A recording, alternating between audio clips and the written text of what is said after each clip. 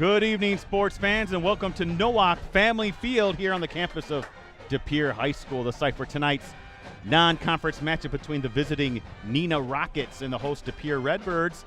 It's week one of the high school football season in the state of Wisconsin. Couldn't pick a more beautiful night to come out and watch high school football. Good evening, everyone. I'm Ricardo Arguello, part of the USA Today Network Wisconsin digital live stream team, hanging out as always with Brett Christopherson and bringing you those high-definition shots. Our guy, Jim Rosandick, again, all part of USA Today Network Wisconsin. And Brett, we're back. You're in shorts. We're still in shorts. Well, for most of us anyway. You're not, Ricardo. I'm not. I decided to wear pants. I'll be loving that decision, though, Brett, when it gets to October. But this is the first of many live streams we have coming up for the high school football season, Brett. We start off with a good one, Pere and Neenah. This will be fun, Ricardo. I'm looking forward to it. Yeah, you're right. We're going to be real busy these first 2 weeks in particular. We have streams Thursday and Friday of both weeks. We'll talk about that as this game goes on, what we have coming up tomorrow night. But an interesting matchup, wouldn't you say? It's always fun when the FVA, the Fox Valley Association, takes on the Fox River Classic Conference. Pere, kind of a new regime, right? New coach. We'll talk about that. Their old coach is in a familiar place for football fans here in Northeast Wisconsin. A lot to get to. And then a Neenah team, Ricardo, that I know you're very high on. You talked to Coach Steve Young, and they could be an X factor in a very rugged FBA. Conversely, look at the Redbirds. They're coming off a Fox River Classic Conference North Championship. They have one of the top quarterbacks, not only in the area, but probably in the state of Wisconsin. Gabe Herman, a dual threat kid. A lot of talent. So I think this is going to be a pretty good battle, pretty good measuring stick for both programs as we get the season started. Yeah, Brett, I think you explained it perfectly. Right away, these two teams, this is a great matchup when it comes not just to X's and O's. I'm talking about when it comes to just programs that like to solidify themselves, Brett, up there in the upper echelon of their respective conferences. So, yeah, we're expecting a big one here, Pere versus Neenah. We'll start with some notes on both of these teams. I'll start with Pere. I'll start with Pere, Brett. How about you finish up with Neenah? Sounds like a plan. So the Redbirds, coming off that successful 2021 season, saw them finish 9-2, just as Brett said, claim the Fox River Classic Conference North Championship with a perfect 7-0 mark. Pere advanced to the second round of the WIA Division II playoffs. They fell 43-42 in a heartbreaker to Hartford. That was the Cinderella story last fall, if I remember correctly. I remember Hartford. that. Yep. Yeah. So Pere enters the season ranked 5th in D2 in the WisSports.net preseason poll. Redbirds' 2021 season highlighted by a 9-game winning streak that included a thrilling 19-15 win over conference rival Bayport. Brett, we did that one, did we not? Yeah, Week 5 game. Yes, we did. A contest that wasn't decided until a goal line stop on the game's final play. Very memorable game, very memorable win for Pere. And that victory, Brett, that snapped Bayport's streak of 38 straight conference wins. So you talk about a defining win for them last year. That was it. Now, Gabe Herman, Brett talked about him, returns for Pere at quarterback. The senior standout threw for 1,100 yards, 15 touchdowns last season on his way to earning first-team all-conference and conference offensive player of the year honors.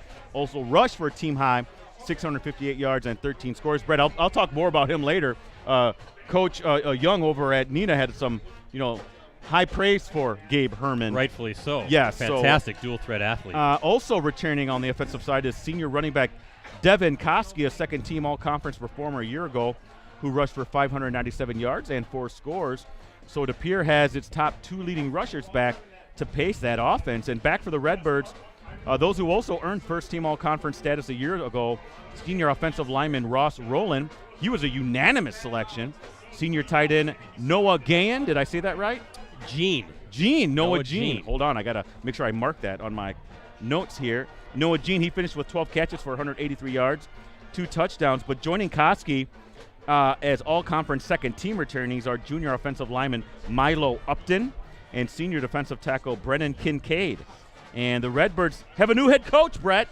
Former University of Wisconsin football coach Ben Strickland. Strickland replaces Chad Michaelwitz, the reigning offensive coach of the year, stepped down after 11th season at the helm to take over for as a head coach at Kimberly after Steve Jones stepped down last December, I want to say.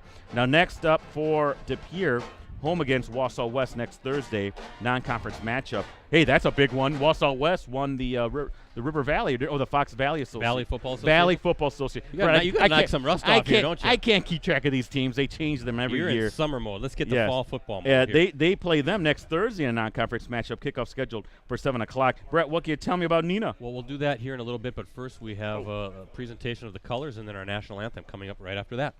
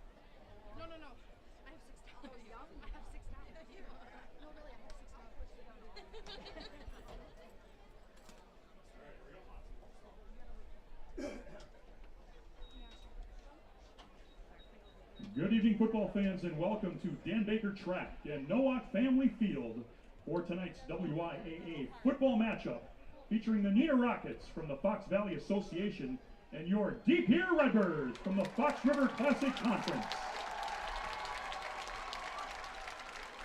Ladies and gentlemen, at this time, would you please stand? On Tuesday, July 26th, the Redbird community lost a true fan and friend. Jema Van Straten lost her 3-year battle with brain cancer at the age of 56.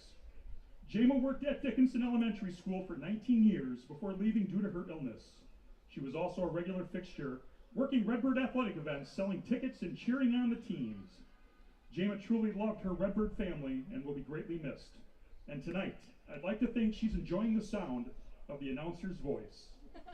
At this time, will you please join us in a moment of silence as we remember Jema Van Straten.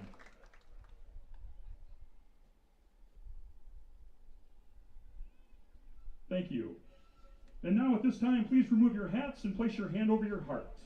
We ask that you remember those who have served and those who continue to serve, protecting the freedoms we enjoy each day as we join VFW Post 2113 for the presentation of colors and the Redbird Marching Band as we honor this great nation with the playing of our national anthem.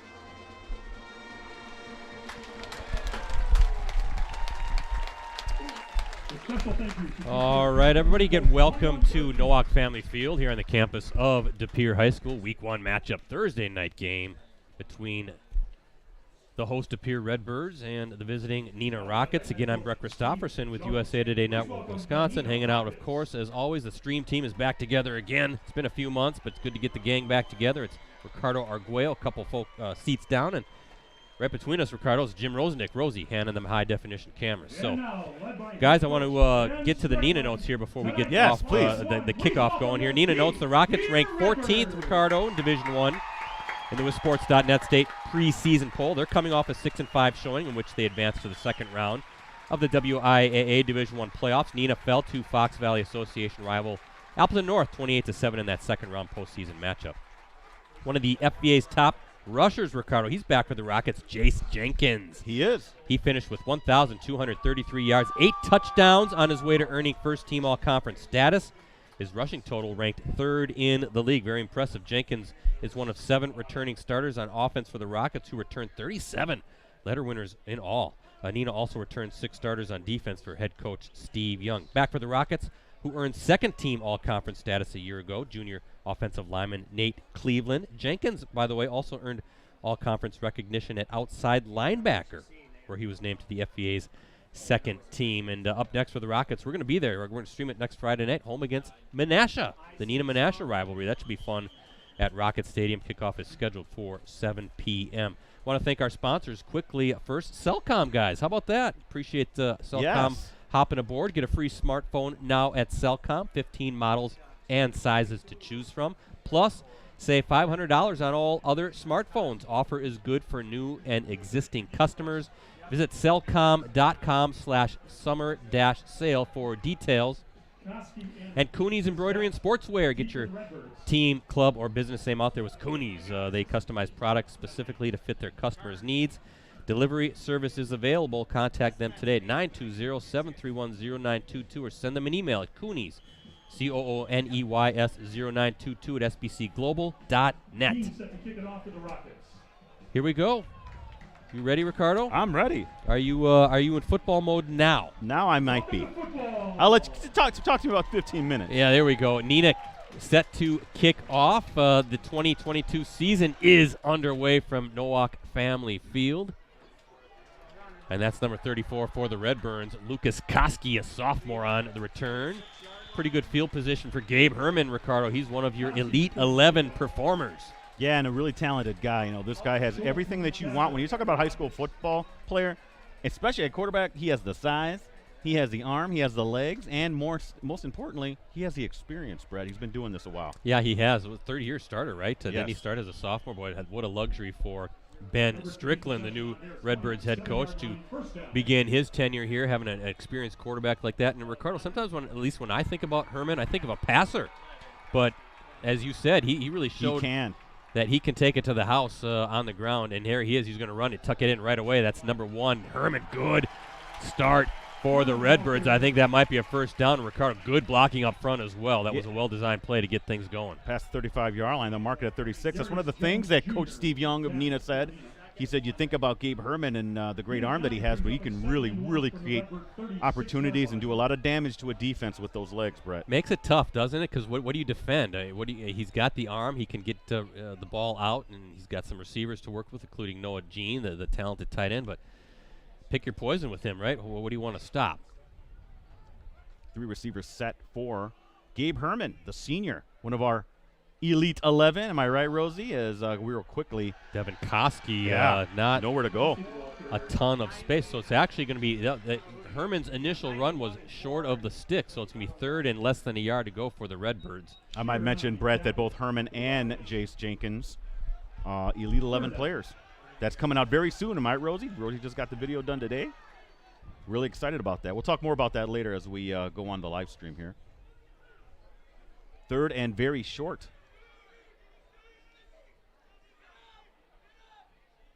Herman trying to draw that Rocket defense, trying to make him flinch, but no, Herman's going to tuck it in, and he gets enough for the first down. A good yard on that plunge. So 1st and 10. First down of the season. Where did Summer go? We say that every year, don't we?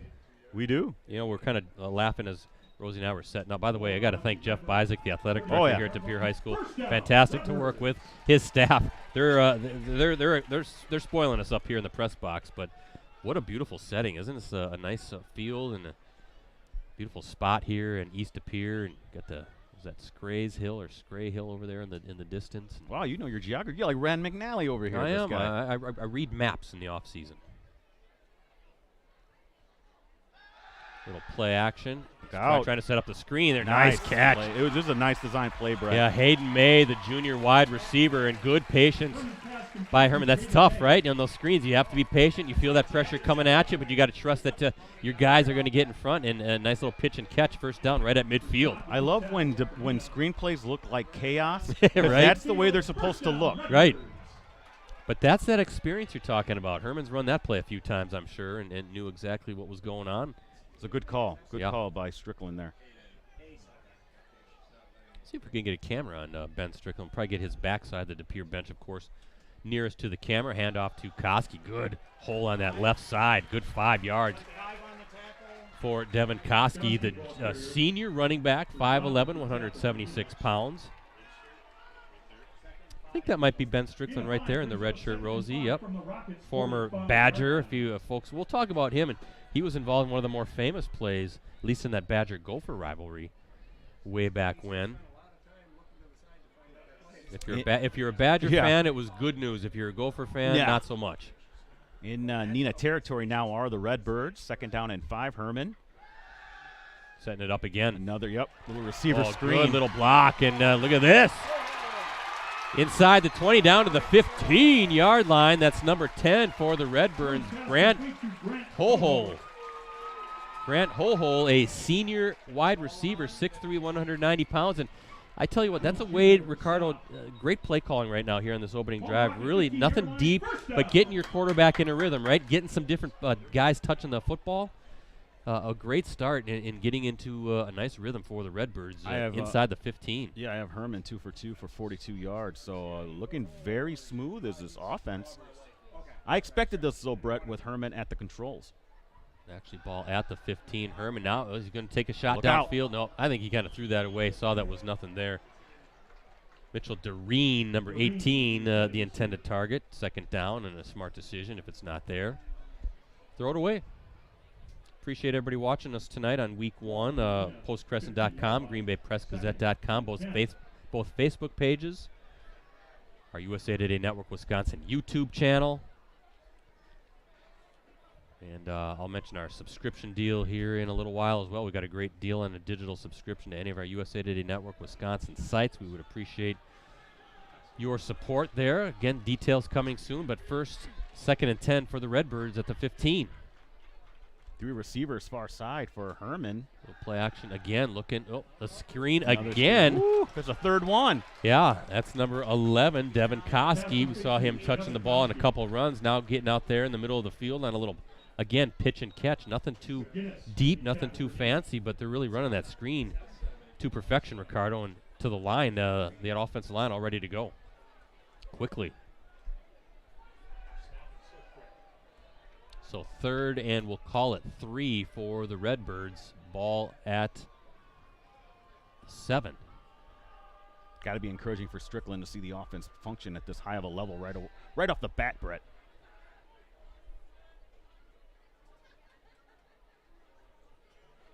Little handoff to Koski trying to get around the edge. Oh, big hit. Tackle. Brett, that was number 9, Adam Carey, coming in for that tackle. How about number 26, though, for the Rockets? Jack Zemlock, a junior cornerback coming in, wrapping up. Now 4th down coming up for the Redbirds. And looks like De Pere going to go for it. Yeah, I don't think that was there was any gain on that play. No, they might have lost a yard. Must be, looks like it's at the 8-yard line now. So, wow, what a decision right away for Strickland now, Brett. 4th and 3. This is a really nice drive, and to come away with no points, I think would be disappointing. What a tackle by Zemlock, listed here as a captain for Steve Young.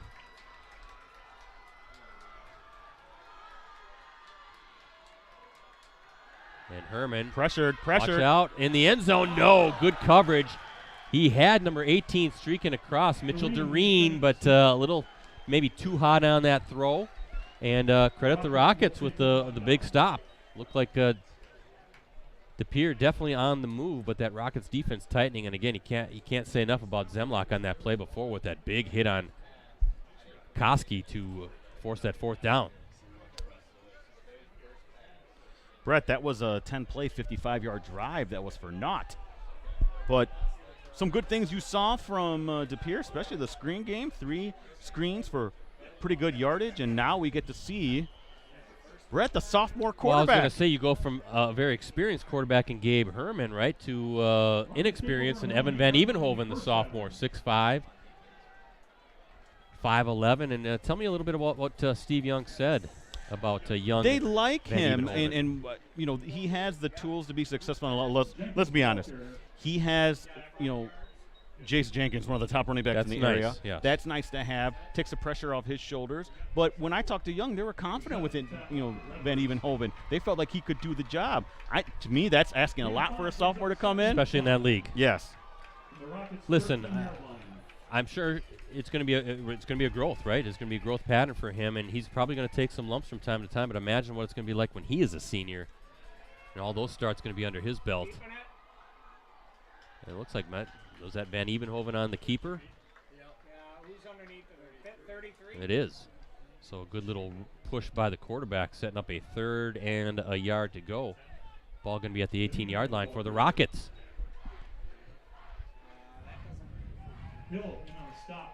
Is that Matt Young was the quarterback last year, was he not? Those are big shoes to fill. He's an all-conference quarterback. Is he at Winona State now, I want to say? A key member of that Rockets boys basketball team that won the state championship. And he was a very good two-way player Yeah. for the Rockets last season. Yep.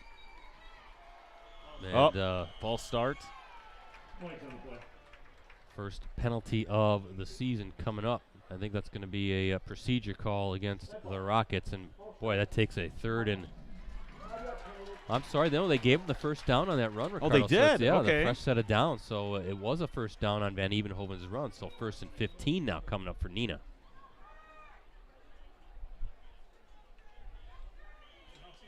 By the way, folks, I see our photojournalist, Dan Powers, right near midfield. He's going to have photos to look at, a nice photo gallery, both on postgresson.com and greenbaypressgazette.com at the end of the night. So be sure to check that out.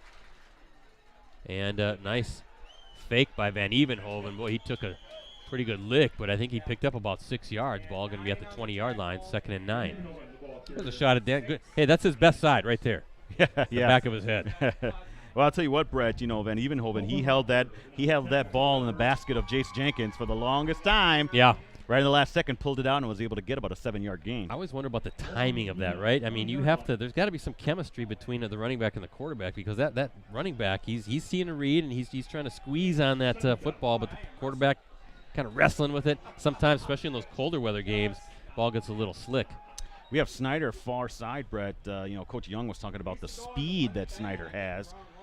Hopefully, maybe we'll see if they'll be able to utilize this. Van Evenhoven. Oh, nice fake. And good tackling, though, by the Redbirds. I thought Van Evenhoven did a pretty good job with the ball fake, but about 3 Redbirds there waiting for Van Evenhoven to set up this 3rd and, 5 to go with the ball at the 24. Yeah, well, to me, this is a passing situation. We'll see how the young sophomore fares. 3rd and 4 officially here for the Rockets in a pretty fast-moving first quarter. First time we've streamed a game here at Pere High School. Good to be here. There's a few games going on in our area, Brett, so we'll see if I can get some scores into everybody. How do you like those Thursday night openers? I love them. Usually involves the FRCC. Yeah, I love them. More football for me, the better. I could do 4 games a week. I wish they had Tuesday night varsity games. That'd be great for me. Oh, look at this little razzle-dazzle, but there's a Snyder. fumble. Oh, fumble again, and it's a turnover. That's number 33 falling on an Aiden Hill, the senior linebacker for the Redbirds. So a little razzle-dazzle, but maybe one of those cases where he didn't secure the ball as he was looking to make a move and just didn't catch it. Ball kind of bounced on the turf, tried to pick it up again, couldn't, and Hill falls on it. Look at this field position for the Redbirds. Ball at the 17. Yeah, loss of 7, Brett. That's just a tough turnover for Neenah. Now, if you're De Pere, this is perfect for you and a very, again, veteran quarterback with Herman. Can they make the Rockets pay for the mistake? And John Yoke just texted us. Do you see that, Brett? He's Matt Young is at Minnesota State Mankato. Okay, Thank you. Mankato. Thank you, John. I was thinking was some one of those Minnesota schools. Good job by number 91 for the Rockets initially. Darius Jones Jr. We know that kid, don't we? Yeah, the captain, senior captain. Yeah, senior linebacker, 6'2", 236 pounds, kind of disrupting that play. And then I want to say it was number 24, Trevor McGinnis. You're going to have to make out those names, Brett, though. That's very small font for me in my bad eyes. Hey, you thinking I just turned 50 years old in the summer. My eyes are starting to go too, Ricardo. We started doing these streaming these games as young men. Yes. And now we're just aging with as it goes on. Yeah, Rosie, aging like a fine wine. It took me a while to get up the steps. They had the Rocky montage music playing, and I felt like an over-the-hill Rocky. 2nd and 12 from the 19 for Herman. 34. Nowhere to go. Number 70 for the Rockets getting in there. Koski, the sophomore running back, not much to go. I don't even think he got a yard there. We'll call it no gain. 3rd and 12 from the 19. Well, if you're DePere here, do you think that'd be disappointing, Brett, to come in the red zone twice and not come away with points? Absolutely. You got to get something, especially on this trip. But Hudson, is that Timulian? Hope I'm saying that right. A junior for the Rockets. Yep, Matt Young, Minnesota State Mankato. John's always looking out for us. We appreciate that. One of those Minnesota Division II schools, right? I think they're the Mavericks at Mankato. They are. 3rd down for Herman and the Redbirds. Got time. Looking for the end zone. Nope. Look out. Oh, nice job by the Rockets. That's a coverage sack. Herman wanted to let it go, but there's Trevor McGinnis, number 24, again, the senior outside linebacker, diving in and wrestling Herman down to the ground. 4th down, and look at this, Ricardo. Redbirds going the wrong way. Yeah, it's a loss of 9, Brett, bringing up a 4th and 21. Great job in the backfield by that Neenah defense. There was nowhere for Herman to go. And McGinnis not wasting too much time getting in the backfield himself and bringing down the Redbirds quarterback. Right, you're right. That was fantastic coverage by the secondary of Neenah. Herman, he's going through all of his reads, not able to find any open receiver. Nothing was there. So well, he has 4 receivers here now, Brett. 4th and 21. Look out, look out. Yep, watch out. Backside and a fumble. And I think the Rockets got it. Really doesn't matter at this point. It's still a 4th down play. Number 9 for the Rockets coming up with it, though. He says he has it. Aiden Carey, the inside linebacker. Didn't see who tripped up or chased Herman down from the backside. I think it was Schultz, number 47, Brett.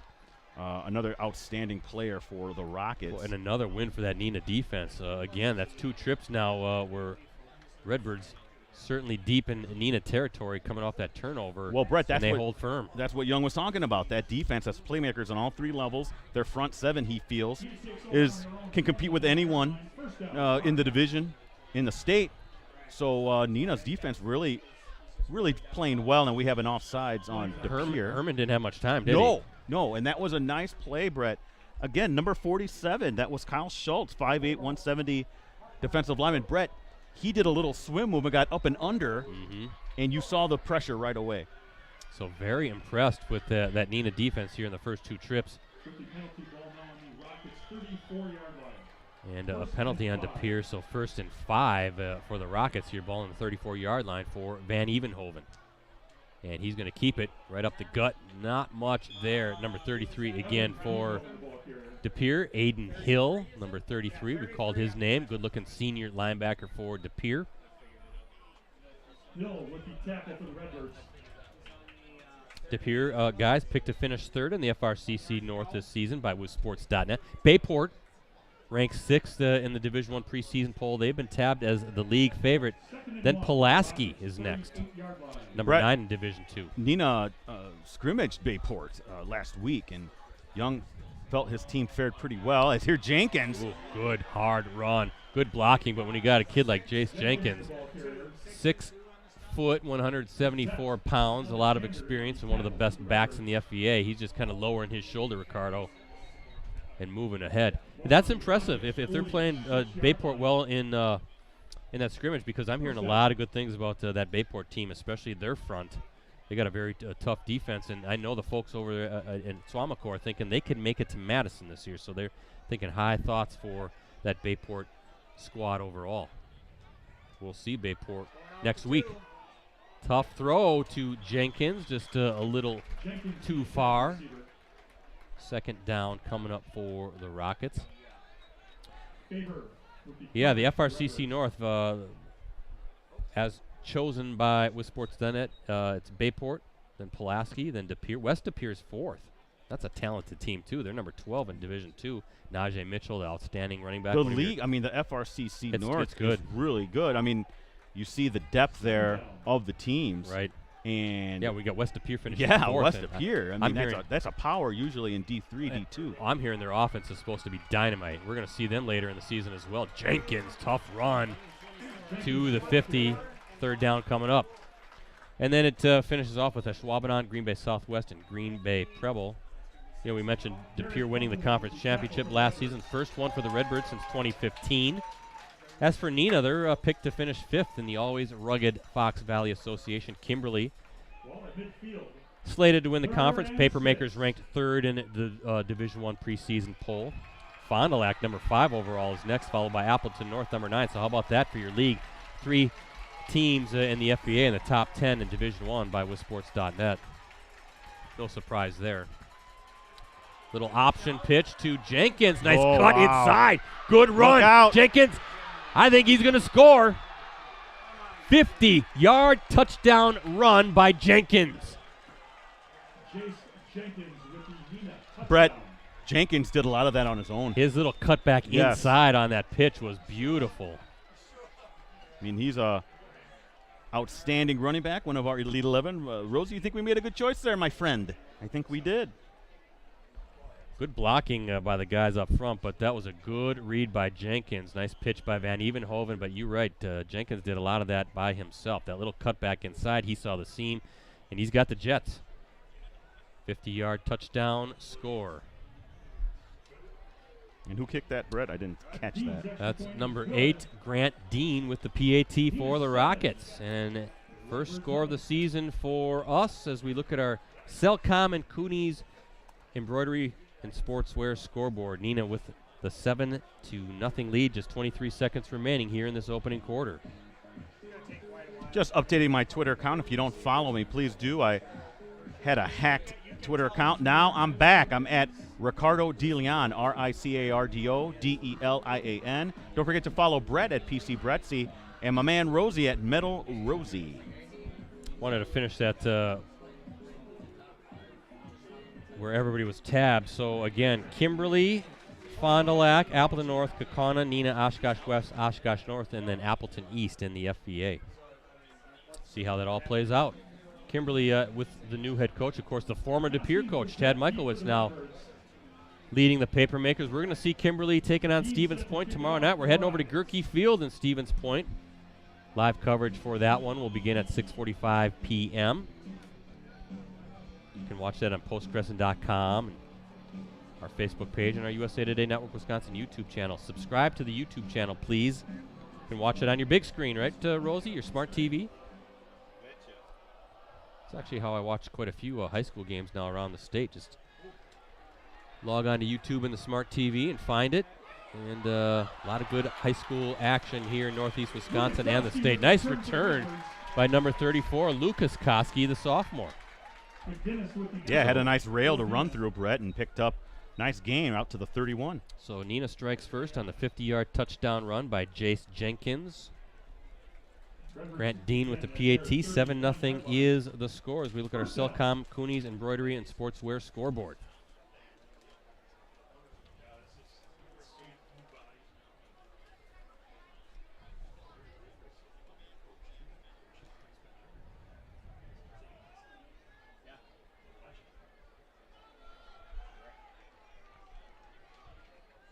First and 10 for Gabe Herman and the Redbirds.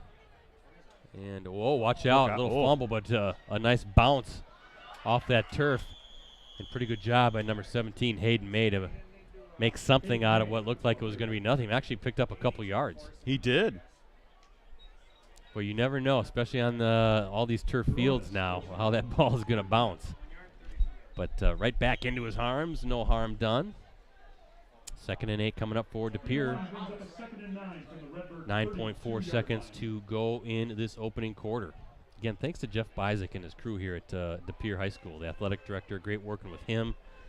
I was talking to him. We might want to get here for some high school basketball. I'm thinking the Redbirds boys team is going to be pretty darn good, That's Ricardo. what I hear. They're pretty loaded. Yes, they are. Could be the number 1 team in Division 1. We'll see how that goes. Number 11 Devin Koski, the ball carrier. with the carry. Devin Koski. Tackle for Neenah. And Sam Shear, number 4, the junior defensive lineman with the tackle. 7. Your DB Redbird 0. And that is how the first 12 minutes of the high school football season comes to a close as we look at our Cellcom and Cooney's embroidery and sportswear scoreboard. Neenah with the 7-0 lead. Again, that 50-yard touchdown run by Jace Jenkins gives me a chance, guys, to tell everybody about that great deal right now we have on a digital subscription to the Post-Crescent, the Press-Gazette, actually all of our USA Today Network Wisconsin sites for the next 6 months. You can get all the benefits included with a digital subscription for just $1. 6 months, $1. That includes full access on your desktop, tablet, and mobile devices every day. The e-edition, that's a digital replica of the print edition, that's also included. Please help play a vital role, folks, in supporting local journalism that you and your community can trust. Learn more details and sign up for a digital subscription right now. Go to postcrescent.com/subscribe and greenbaypressgazette.com/subscribe. Believe it or not, folks, that $1 goes a long way in us bringing you these Varsity Game of the Week live streams. 3rd down and 5 from the 35 for Herman. Big play and here. company. Nice pass. Nice pass. Oh, Nice beautiful. move. Yeah. Hey, that's Grant Hohol. Ho-ho. That's a senior wideout. Ricardo, he ran a nice route. Knew exactly where that first down marker was, and not only then showing the good hands, but then the awareness to spin back towards the field and pick up a few more yards, all in Neenah territory. Not just, again, you said it, Brett, not just a good route, but you always want the yak, right, the yard after catch. And he was able to secure that first down, Brett. They're back into Neenah territory, 3rd time this game. We'll see if the 3rd time's the charm for Herman in this offense. They look good on their opening drive, couldn't punch it in, couldn't take advantage of a Neenah turnover on the 2nd possession. Herman going to throw it deep. First long ball of the season and of the game, but a little too long. Pretty good coverage there. Intended receiver was Hayden May. But looking at that, it was number 5 for the Rockets, one of the members of the Football Leadership Council, Coy Rajat, senior defensive back, a very talented athlete for the Rockets. Yeah, again, Coach Young had a lot of positive things to say about Coy. Again, talent on all 3 levels for this Neenah defense. This is a squad that by the end of the season, Coach is hoping they're going to be hitting their peak. Well, yeah. I mean, think about it. It's just week 1, right? We're in the middle of August. Think of what it's going to be like when you get week 7, week 8, week 9, get to the playoff push. What I'm so far impressed with Ricardo, you said talent on all 3 levels, but the speed as well. A lot of speed from the front, the linebacker spot, and those DBs. And Koski with the carry there, setting up a 3rd down again for the Redbirds. Ball is going to be at the Neenah 42-yard line. Nice gain. Brings up a 3rd and 4. Ball on the Neenah 42-yard line. Brings up a 3rd and 4.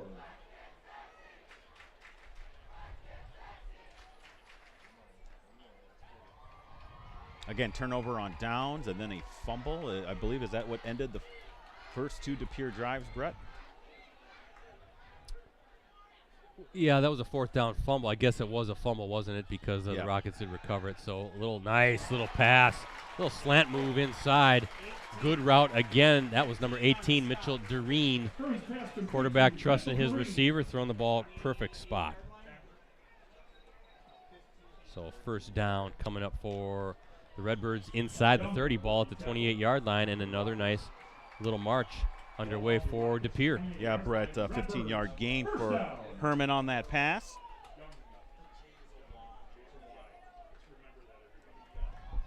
Nearing the red zone are the Redbirds. Brett, I wanted to say Cardinals. No. Ricardo, of course, a huge St. Louis Cardinals fan, much to the dismay of Brewers fans right now. And I thought maybe Herman was going to play a little option football, but decides to keep it, reading that defense. A nice little plunge there on a 1st down run. It's about a 5-yard pickup, ball at the 23 23-yard line. Yep, 23.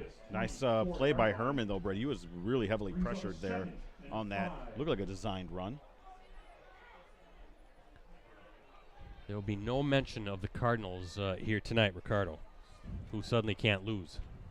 Yeah, you know, hey, that comes as a surprise for me too, Brett. Yeah, that's what St. Louis always does, right? They just kind of hover, and then they get to like mid-August into September, and they just suddenly can't lose. They're Brett, cheating. They're cheating somehow, I tell you. It's the Cardinal way. Yeah. Yes, they are the keepers of the baseball rules. Yes. We all know that. Devin Koski with the carry. Now a third down coming up again for the Redbirds. How many third downs will that be on this drive? 3. This will be the third one, Brett. Well, let me double check because yeah. 3rd and 2. 3rd and 2 now. Ball at the 20-yard line. 4 down territory, I would say. Right? Has to be. Under 9 minutes to go here in the second quarter at Nowak Family Field, the Pere High School. Beautiful facilities here. And can I say again, Brett, beautiful weather. Might not be the case tomorrow night in Stevens Point. Yeah, we'll be in the press box. Well, 2 of us will be. Oh, sorry, Rosie. We're hoping to get all 3 of us in there. We'll see if we can make it work.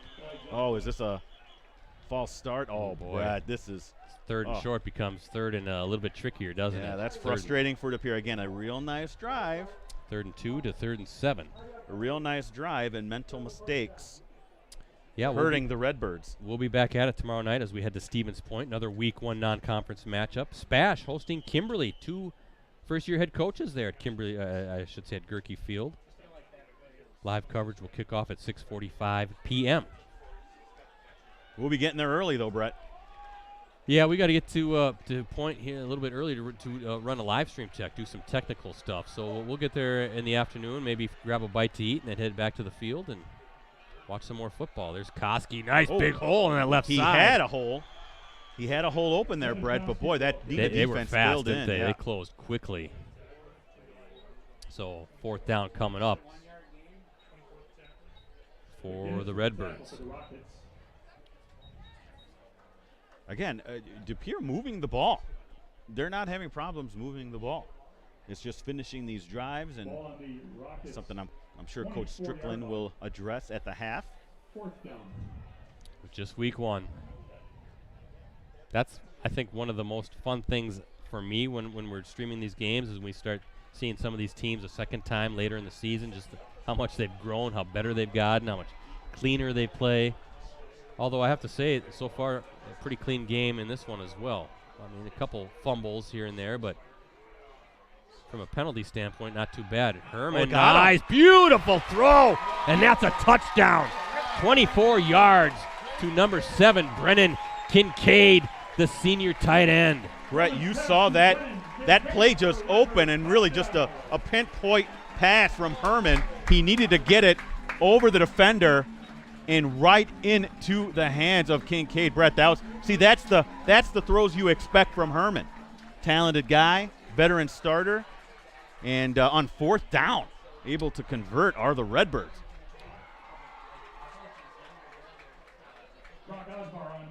Brock Osborne on for the PAT, number 12 for the Redbirds. Yeah, that was a beautiful throw. And a good over-the-shoulder grab by Kincaid. PAT up, and it is good. Got a good one here going at Nowak Family Field after that 24-yard strike from Herman to Kincaid. The PAT is good, and with 7:09 to play here in the opening half, we're all tied up 7 apiece as we look at our Coonies and Cellcom scoreboard. Just jotting down some notes. Yeah, I'm just updating my Twitter. Follow me again at Ricardo DeLeon, Ricardo Delian. And don't forget about Brett at PC Brettsy and Rosie at Metal Rosie. Beautiful throw.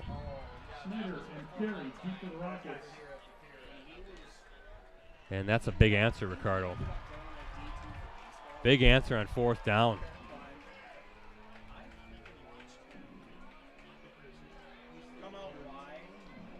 Arts set to kick it off for the Redbirds.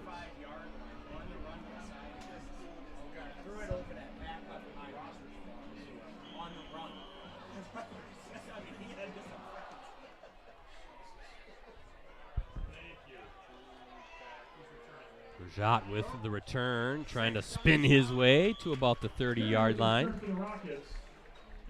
So a 50-yard run by Jace Jenkins late in the first quarter. That put the Rockets on the scoreboard, and the 24-yard hookup from Herman to Kincaid moments ago. And that's where we stand as, again, we look at our Cellcom and Cooney's Embroidery and Sportswear scoreboard. 7 apiece here this Week 1 matchup. A lot of games, Ricardo, I think, between the FVA and FRCC, right, here in Thursday night? Yeah, and I like these matchups. I think it showcases both conferences, the two big conferences, I would say, in the Fox Valley. Sure. That's good that they're able to get these games together. Jenkins. Oh, boy. Oh, that's a collision there. Jenkins and number 22 for the Redbirds. Mason Krieger, the junior safety. I have Jenkins with 5 carries for 74 yards unofficially, Brett. 50 coming on that touchdown run. Again, I have my UW Milwaukee math on my resume, so everything should be questioned.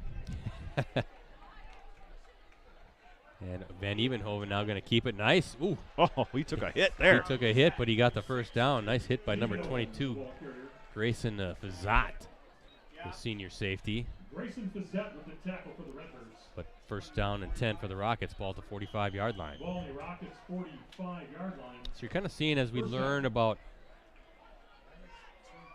Evan Van Evenhoven, the sophomore quarterback for the Rockets. Certainly looks like one of those multifaceted signal callers, Ricardo, very dangerous with his feet. There's Jenkins now, a nice little cut back inside. Well, we see him dangerous with his feet. We haven't seen the passing element yet, Brett. Not yet, but that's going to come in time, I think, as he gets a little bit more familiar with the offense, his guys, his wideouts, his weapons in the passing game. Oh, we have a player down for De Pere. Can you get that, Rosie? Oh, he got up and he's back down again. Hopefully he's okay. It says 54. I don't have a 54 on the roster here, so not sure who that is. Hopefully he'll be all right. Kind of looking at maybe at that ankle area. Is or it the 64 calf. or 54? Looks like a 5. Looks like a 54 to me.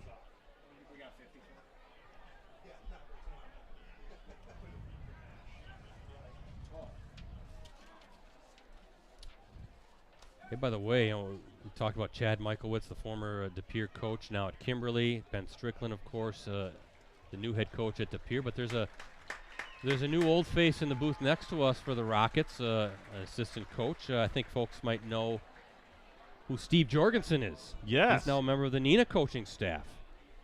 Of course, Jorgensen built Powers at Oshkosh North and Kimberly as their head coach. Also helped elevate Fond du Lac as an assistant. I think he coached the Cardinals, I believe, for one season just a few years ago, if memory serves.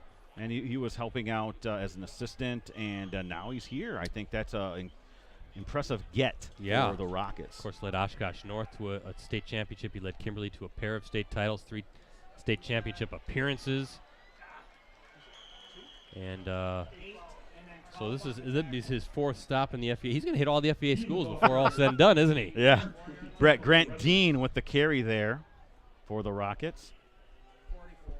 But yeah, Steve Jorgensen. I believe Steven Jorgensen, one of his sons, is now on staff at Bayport, who's the Fond du Lac head coach. That Jorgensen family tree. Yeah, very successful football coaches. So yeah, good. I know I heard you talking to Jorgie before the game, saying hello. As Jenkins inside the 40, down to the 39-yard line. Nice to have that an assistant coach with that type of success. Yeah, no big deal. He's got to be in the Hall of Fame, right? Is he not yet? I'm assuming he has to be. Check that out. But he's still coaching, so I'm not exactly sure what the rules are for that. You got to tell him to retire so then he can get in if he's not in yet. I don't think he's ready. He enjoys coaching too much. He has a lot to offer. Obviously, when he has gravitas, my friend, the people are going to listen to him, coaches. I would imagine. Or I should say players and coaches, actually. I'll never forget the time he offered me some beef jerky at the Bonta Bowl after a game he coached the Papermakers. And I was so intimidated I decided to eat it. He has a presence about him, doesn't he? He certainly does. Van Evenhoven with the carry. Is that going to be 4th down coming up now? No, 3rd down coming up for the Rockets. Ball at the 36-yard line. 3-yard carry for Van Evenhoven. I like how Van Evenhoven runs. He's a very decisive runner now. Low to the ground, keep the lap.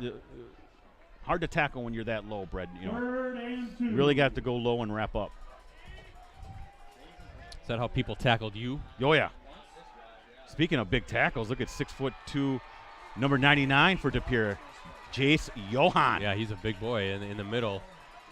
And I think the Rockets got the first down on that little spin move at the end. Van Evenhoven keeping it and fighting. He's strong. Doesn't go down easy, does he? No.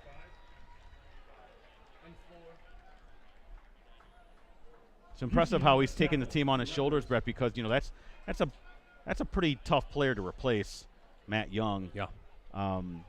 Who was just a talented athlete overall. Strong kid. Yeah. We talked about key on that Neenah boys basketball team. Kind of a defensive stopper, right? Sort of did the dirty work in some of those rebounds.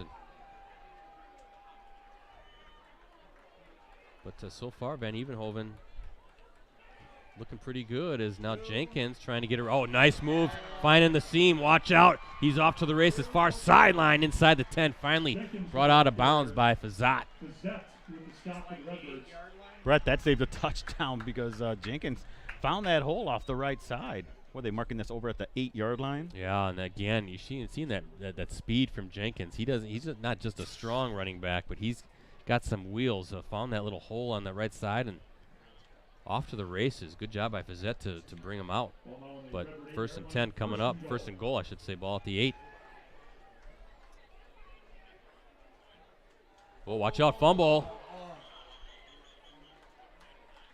And Johnny on the spot was number 8 for the Rockets, Grant Dean.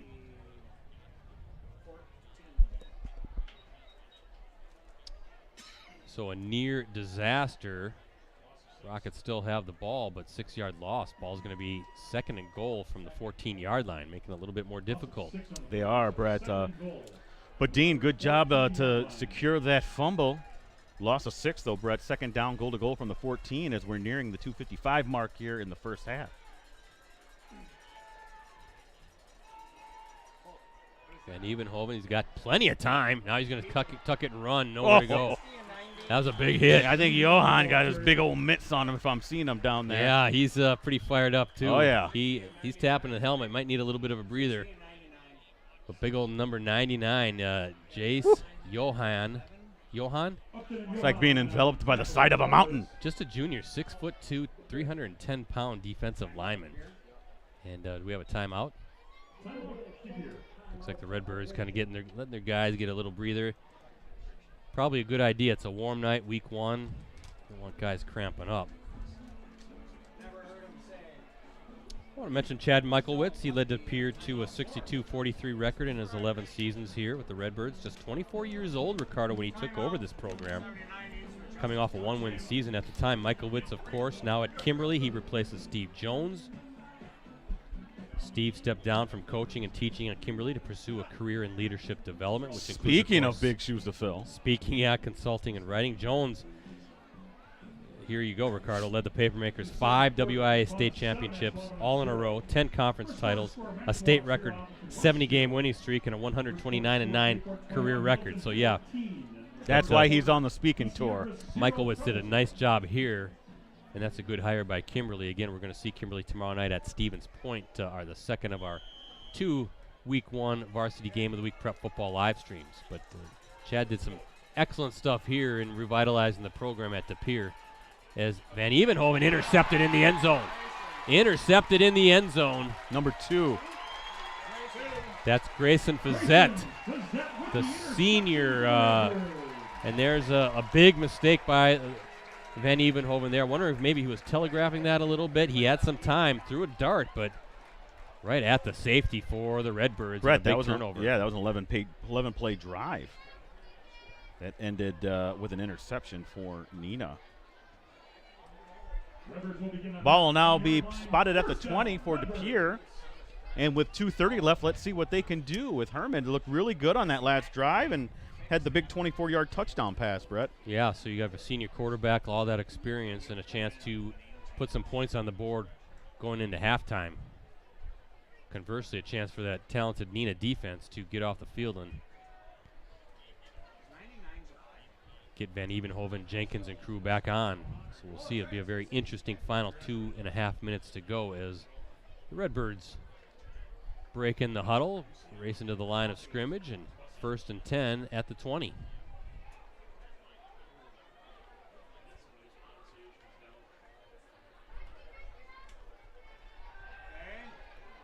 Here he's got all day, going to throw downfield and intercepted by the Rockets. He did hold on to it. Okay. He did. That's number 5 for Neenah. Coy Rajat, Ricardo, the senior defensive back. Right over the middle of the field at midfield, and now the Rockets have a chance with 2:21 to play to put some points on the board here before halftime. Wow. Sure, when they look at that pass, Brett, on film, Herman will probably kick himself a little bit. He might have seen a single coverage on that, Brett, but Rajat doing a good job of getting that pick, but that ended up being a double-covered receiver.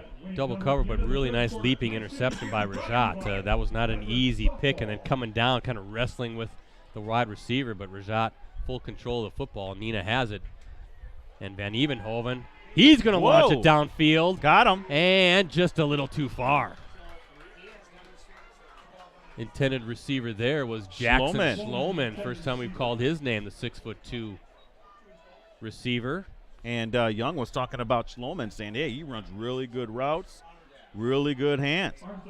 Of course, we know him as a standout basketball player as well. Yes. So something to watch there. See if they can get Schloman involved, because he did some good things as I recall last year when we were streaming the Rockets early in the season. Very good athlete, very good hands, very good weapon for Van Evenhoven. 2nd and 10 for the Rockets. Handoff. Nope. Van Evenhoven, little option pitch to the outside, and good run by number 8, Grant Dean. Grant Dean, the ball carrier. A lot going on there on that play. Yeah, always get if you're a Neenah, get a little nervous watching that happen because of the fumbles that have happened. But that's a nice gain, 7-yard gain. Yeah, maybe not such a clean game after all, right? There's been some interceptions, some fumbles. That looks like the first game of the year. Redbird 43-yard line, 3rd down. Clock running here, 1:45. And counting, 3rd and 3. Ball at the 43-yard line for the Rockets. Oh, and penalty. Oh, boy. And the defender saying it's against Neenah, and it will be against Neenah. So, Brett, that brings up a 3rd and 8 now from the 48.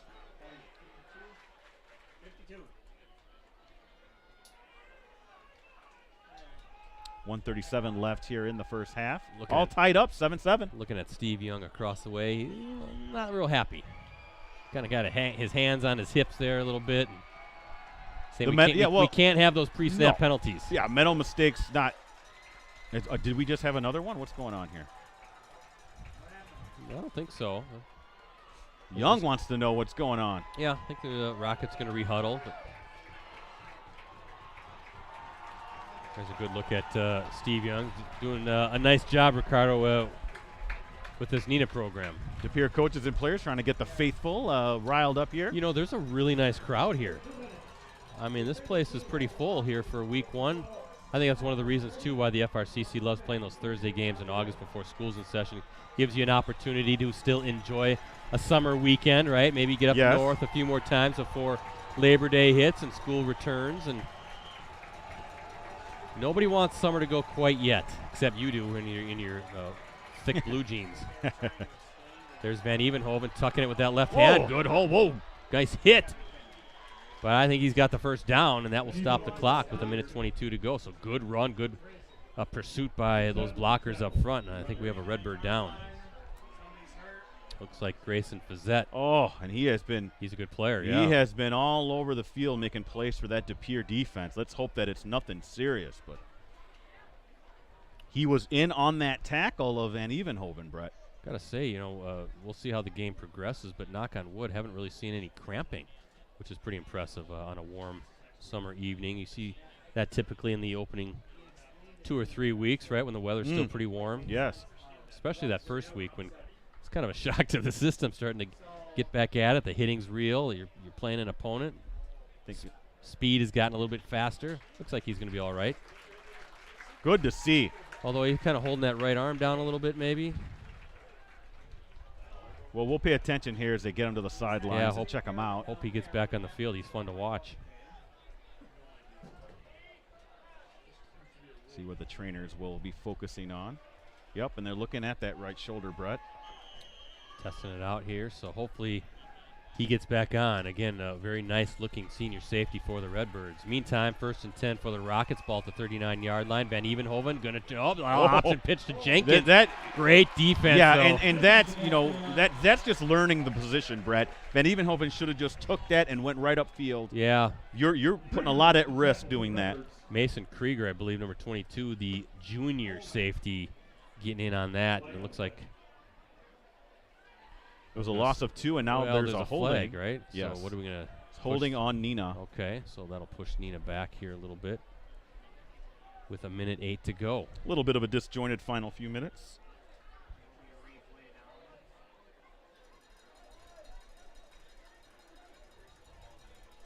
Yeah, that'll push the ball back to the Neenah 49-yard line. So first and a whole long way to go. Yeah.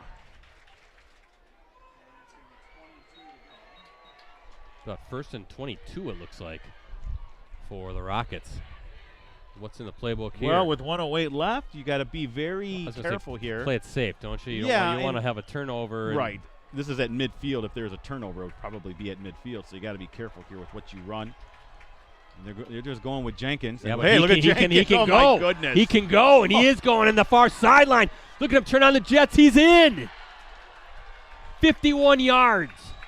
And now you have to wonder how much that hurt having Fizzette out, or was he on the field for that?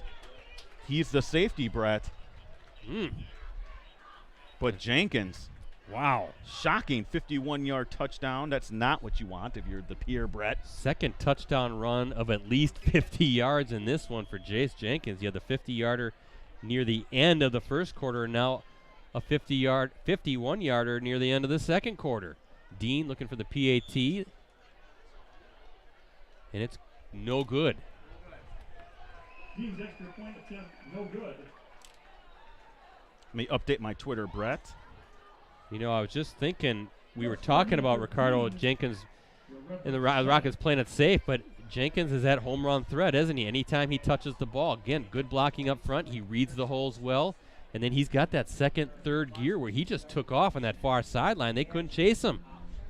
So 51-yard score for the Rockets. Jenkins with a pair of touchdowns in this one, a pair of touchdown runs. And as we look at our Cellcom and Cooney's Embroidery and Sportswear scoreboard, the Rockets back out on top, 13-7 with 53.5 seconds to go here in this second quarter.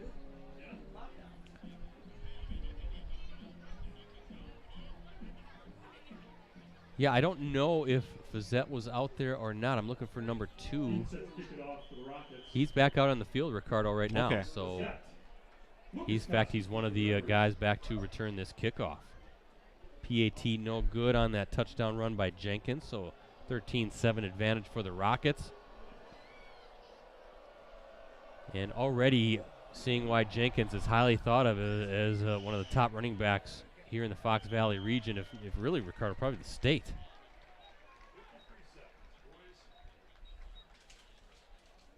Just updating my Twitter again. I'm at I'm at Ricardo De Leon, R-I-C-A-R-D-O. If you follow PC Ricardo, you're going to buy an Xbox that you don't want. R-I-C-A-R-D-O-D-E-L-I-A-N. And don't forget Brett at PC Brett, seeing Rosie at Metal Rosie. Hopefully with your new Twitter account, you've got that what is that called? Two-way authentication or whatever that's called. And there's a whole bunch of safety measures you can put on. I hope you took the time to learn that stuff and do it. Well, that still might not be enough, but hopefully that will be the case. Well, maybe these hackers should find something more productive to do with their brains, right? Now Herman trying to set up a little screen again. Watch out. Ooh, wow. And they're going to. Is that a fumble?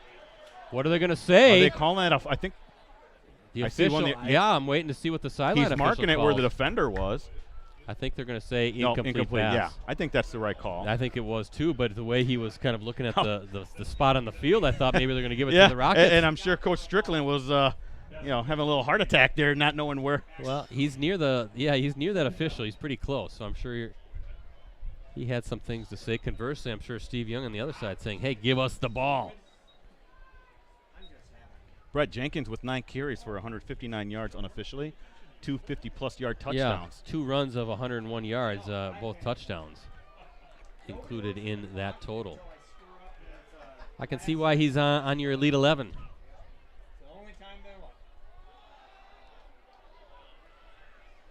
And that is Devin Koski. Devin Koski, the ball carrier. Looking kind of at that Neenah defense too. When you see with these De Pere running backs, McGinnis. they're holding their edge, right? They're holding their spot. They're not getting juked too much, and not a whole lot of running space for Koski in this Redbirds offense. And timeout coming up for the Rockets here now with 23.8 seconds to go. Again, thanks to everybody checking us out tonight. Don't forget, we will be back at it again tomorrow at Gerke Field in Stevens Point. Papermakers and Spash. Actually, we've got a busy week next week as well. We're going to be at Bayport next Thursday night, Notre Dame at Bayport. That should be a fun game. Looking forward to seeing both those squads and kind of seeing what the hype is all about with the Pirates. And then next Friday night, we're going to see these Rockets again taking on what used to be their longtime rival, the Blue Jays, and A.J. Korth, a chance to see how Menasha looks as well. I just did a story on Menasha that'll be out tomorrow online and in print, so please check that out. Spent some time with Jeremy Korth, talked to A.J. Korth, his son, and the fantastic two-way talented, I should say both offense and defense he plays, yes, but through the air and and with his legs, he is a dynamic quarterback, as good as anybody around. Try to spend these first 5-6 weeks of the season trying to see as many teams as possible. We're going to see Kakan and Appleton North, and I think that's week 4, I want to say. Looking forward to seeing the Ghosts and seeing how the Lightning look. Herman swinging it over. That's number 17. That's Hayden May with the catch. That's a first down, and that will stop the clock with 15.8 seconds to go. Redbirds still have 2 timeouts left. They're going to burn one. I can see Coach Strickland there talking to the officials. So the Redbirds now with 1 timeout remaining. Gives me a chance to talk about Coach Strickland. He comes from Madison Edgewood. He served as the offensive coordinator there the previous 2 seasons, and then the defensive coordinator for Edgewood the 2 seasons prior to that.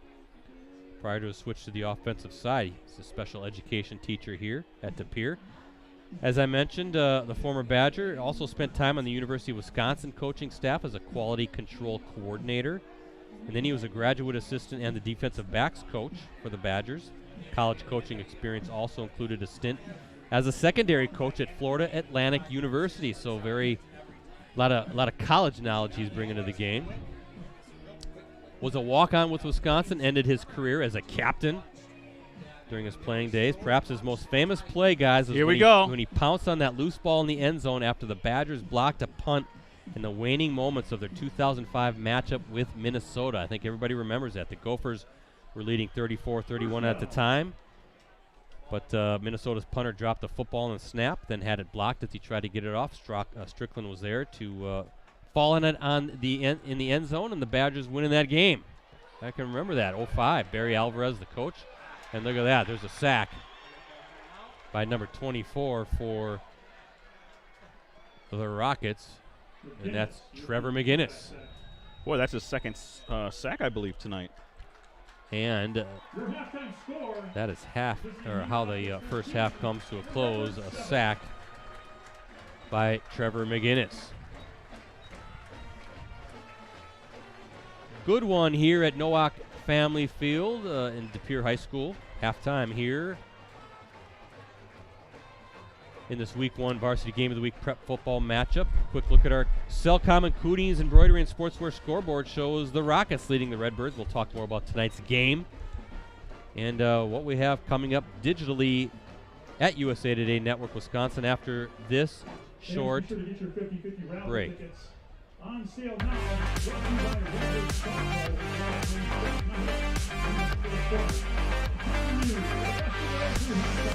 Please welcome back the Redbird Marching Band.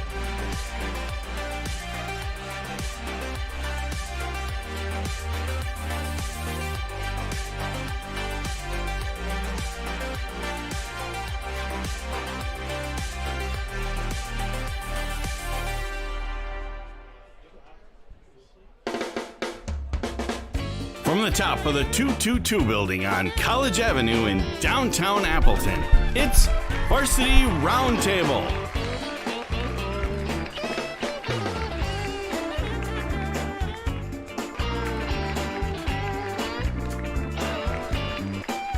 Ladies and gentlemen, Ricardo Arguello.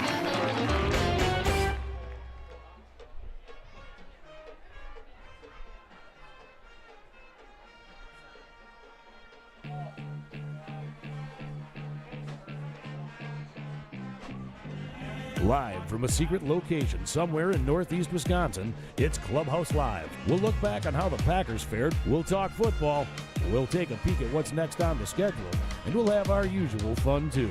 We're ready. Are you ready? It's time to get started. Let's open the doors and welcome to...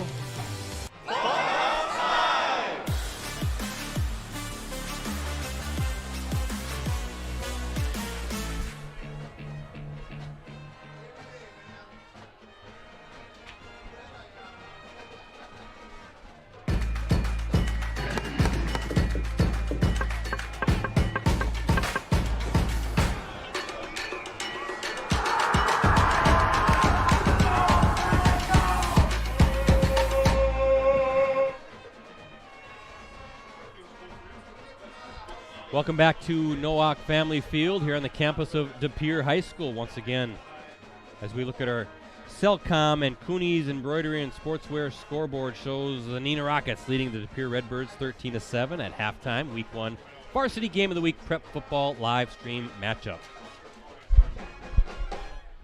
Once again, thank you to our sponsors. First, Cellcom. Get a free smartphone now at Cellcom. 15 models and sizes to choose from, plus save $500 on all other smartphones. Offer is good for new and existing customers. Visit cellcom.com/summer-sale for details. Also, Cooney's Embroidery and Sportswear. They have the skills and experience to customize your apparel and spread the word about your organization. Contact them today at 920-731-0922 or send them an email at Cooney's, COONEYS0922 at sbcglobal.net. One last plug I want to get in. USA Today Sports Plus. That's the new sports app that puts the fans first. Get the latest scores, stats, and standings and enjoy interactive experiences with our award-winning sports writers. Download USA Today Sports Plus from the Apple or Google Play stores today. USA Today Sports Plus. Fan harder.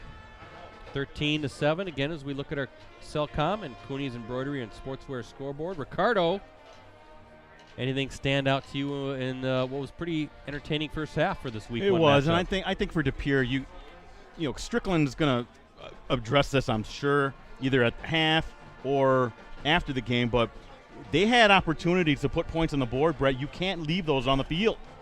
So that's the number one thing that comes to mind when I think about Pere. They very well could have 20 points right now, and all of those were left on the. Well, most of them were left on the field. For Neenah, a bit of the same thing, but you really got to be encouraged with that running game. Now, look, Pere right now, they probably respect the Neenah run game more than the pass game.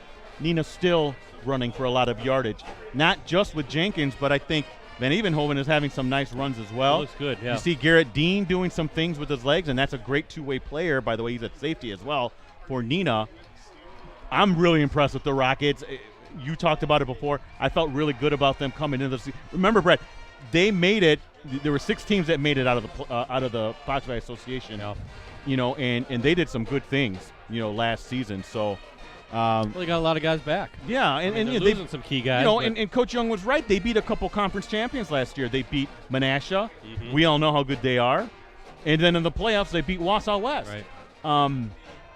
So this is a team that returns a pretty good core, and there's a good reason why they feel so good about this team, Brett, and they're going to be a fun team to watch as the season develops too, especially with Van Evenhoven. If they can get that passing game to click, combined with Jenkins' big playability at the running back position, they're going to be fun to watch later in the season. And with Pere, right, to me, it just seems like they're making a little too many mental mistakes right now. You know, that stuff that Strickland can hopefully clean up for the Redbirds. Though, don't they? They do have weapons, and that's what's frustrating, I'm sure, for Strickland, is that we should be having more points on the board right now. But second half, we'll see how that kind of – if they're able to turn things around and get things going error-free on offense. I'd like to see that screen game kind of. They were so successful using that, particularly in the opening drive, talking about the Redbirds. And you got the experience of a Gabe Herman. And maybe like get him on the run a little bit more, right? Because he has that ability to make guys miss. Wasn't he the leading rusher on this team a year ago, Yep. Gabe Herman? So maybe get him out in space, get those wheels going. Easier said than done, though, right? Because we talked about this Rockets defense. Speed on all three levels. They're closing up gaps pretty fast. Not a whole lot of running room there. Well, let's talk about Herman, Brett. 7 for 11, 117 yards. He has a touchdown, but he also has the interception. He's the offensive leader right now for De Pere. For Jenkins, we talked about it. 9 carries, 159 yards. Two of those. Two of those were 50-plus yard touchdowns, Right. Brett. But to me, he's the best player on the field right now. He's really showing it. 13-7, Neenah with the lead. I guess, hey, we got to see, are we going to start the week one off with one of those half times that then gets extended another 5 minutes? Or are we going to start playing some football here again once this clock runs out? But it gives us an opportunity. We saw some of the commercials that Rosie put together about what's coming up. I guess we'll start with kind of, since we're doing a high school football game, the Elite 11, and maybe you can talk a little bit more about that. We saw the guys on your Elite 11. Maybe Ricardo, you can explain how that all came about, but those are seniors. It's throughout the I-41 corridor, right? So from Green Bay down to Fond du Lac, those are players eligible. But I know that you always have a fun time picking those teams out. I do, and let's talk. It's coming out. The video's coming out soon. We have still the digital presentation to put together. It'll either come out tomorrow or early next week, the way we have it set up, Brett. But I can tell you the players on the team, Rosie did a great job of putting it all together. He highlighted them during that commercial. For folks in the Green Bay area, we talked about Gabe Herman being on the team. How about Josiah Jojo Azor, the big outside linebacker for Bayport? He's on the team. And I know we have that big kid from Green Bay Southwest. Hold on. I know the name. Thomas Pash, #1 rated offensive lineman in the state by wisports.net. He's from Green Bay Southwest again. He'll be on the Elite 11. Don't forget about Najee Mitchell, the West De Pere running back, Brett. Fantastic season last year. One of the best in the state. One of the best. Really, he can hurt you running the ball, catching it. He's on the team. Now let's go through the other guys that are on the team. Tay Derrico, Appleton East. East is a team that struggles, but there's no doubt that Derrico, he was the Fox Valley Association, Brett. In the FVA, he was the defensive back of the year for a winless team. That shows you how good and how the coaches think very highly of Tay Derrico. He's on the team as a defensive back. Ethan Doucette, Kimberly inside linebacker, heart of that defense. He's big. He's down for a big year. This is a guy that I love, and he had a big game last year, Brett, against Neenah. Parker Fontaine of Oshkosh West. Remember him disrupting everything? Big guy, right, Rosie? He is a giant among giants. 6'3", 300-plus pounds. Not only that, now he's a standout defensive tackle. They just moved him to left tackle as well on offense. He just texted me, said, "Hey, Ricardo, they're changing my number from 99 to 78 because I'm playing both sides of the ball." He's playing left tackle right away. They're putting him in there. So that shows you how talented he is. So he's going to be a great two-way player. That's a little bit like Wes King last year for Appleton North. He started playing offensive tackle his senior year. We talked about Gabe Herman and Jace Jenkins here from Neenah. Great running back for the Rockets. A.J. Korth, Menasha quarterback. We talked about him accounting for nearly 3,000 yards of total offense. He's one of the premier Elite 11 players. And Carter Krewalt. From Freedom. From Freeder. Clint Krewalt's son. You know him as the Steelers. Lions, too. Or in the Lions, too. I actually know him as the UW Stevens point Okay, standout. all right. Okay, well, I know him. I remember as a Shiocton standout. Yeah. But, yeah, Carter Krewalt. The sheriff. Carter Krewalt, also another great two-way player. He's on the team. And how could I forget about Brock Salm, the great defensive back, Brett, 6'2", 200-pound safety. How's that for a defensive back, for a real sizable one? He's on the team. That's your Elite 11, Brett. That's coming out. I'm just going to say early next week, and when we get everything, it's going to look beautiful. I saw the video. Rosie did a great job, so we're really excited about that. And then soon, the week after, right, Rosie? Terrific 10 girls volleyball. It's going to be fantastic. A lot of stuff coming up. A lot of stuff. It's that time of year. Varsity Roundtable is not too far off. So September 7th. That be the Labor Day week. And, that's every Wednesday at 7 o'clock, postcrescent.com. It's where we highlight all the athletes and teams. Podcast coming up, too. We'll start that in September as well. So a lot of great offerings, Brett, on postcrescent.com. Tell them about that subscription to segue into that. Yeah, again, $1 for 6 months. You just can't go wrong. That's a fantastic subscription. It's not only going to get you through the football season, but it's going to take you through quite a bit of that high school basketball season as well. We have a lot of really good football teams here in Northeast Wisconsin, Appleton, Green Bay area. It's going to be maybe times 2 when you get to high school basketball. There is just De Pere, for instance. The De Pere boys are going to be ranked. They have to be preseason number 1 going in on the boys' side. There'll be some FBA teams in there as well. Of course, the girls are just loaded in the Fox Valley Association. We know the Pere girls, they went to state. Notre Dame girls won the state championship. So a lot of good teams in these bigger conferences, but not just that, but the Northeastern Conference. We've seen Freedom and Wrightstown on the girls' side. So $1 for 6 months takes you all the way really into February. And all you have to do is go to postcrescent.com/subscribe, greenbaypressgazette.com/subscribe. Gives you full access on your desktop, tablet, and mobile devices every day. You also get the e-edition included with that. Please, folks, subscribe right now. $1 for 6 months. You cannot go wrong. Have I begged enough? You have. But also starting in September, in the not too distant future, we're going to be, again, highlighting that team, that NFL team just down the road, the Green Bay Packers Clubhouse Live season number 14. It's going to happen. It's really happening. 14 seasons. Live at the Hilton Paper Valley Hotel in downtown Appleton. That's every Monday night. First come, first seated.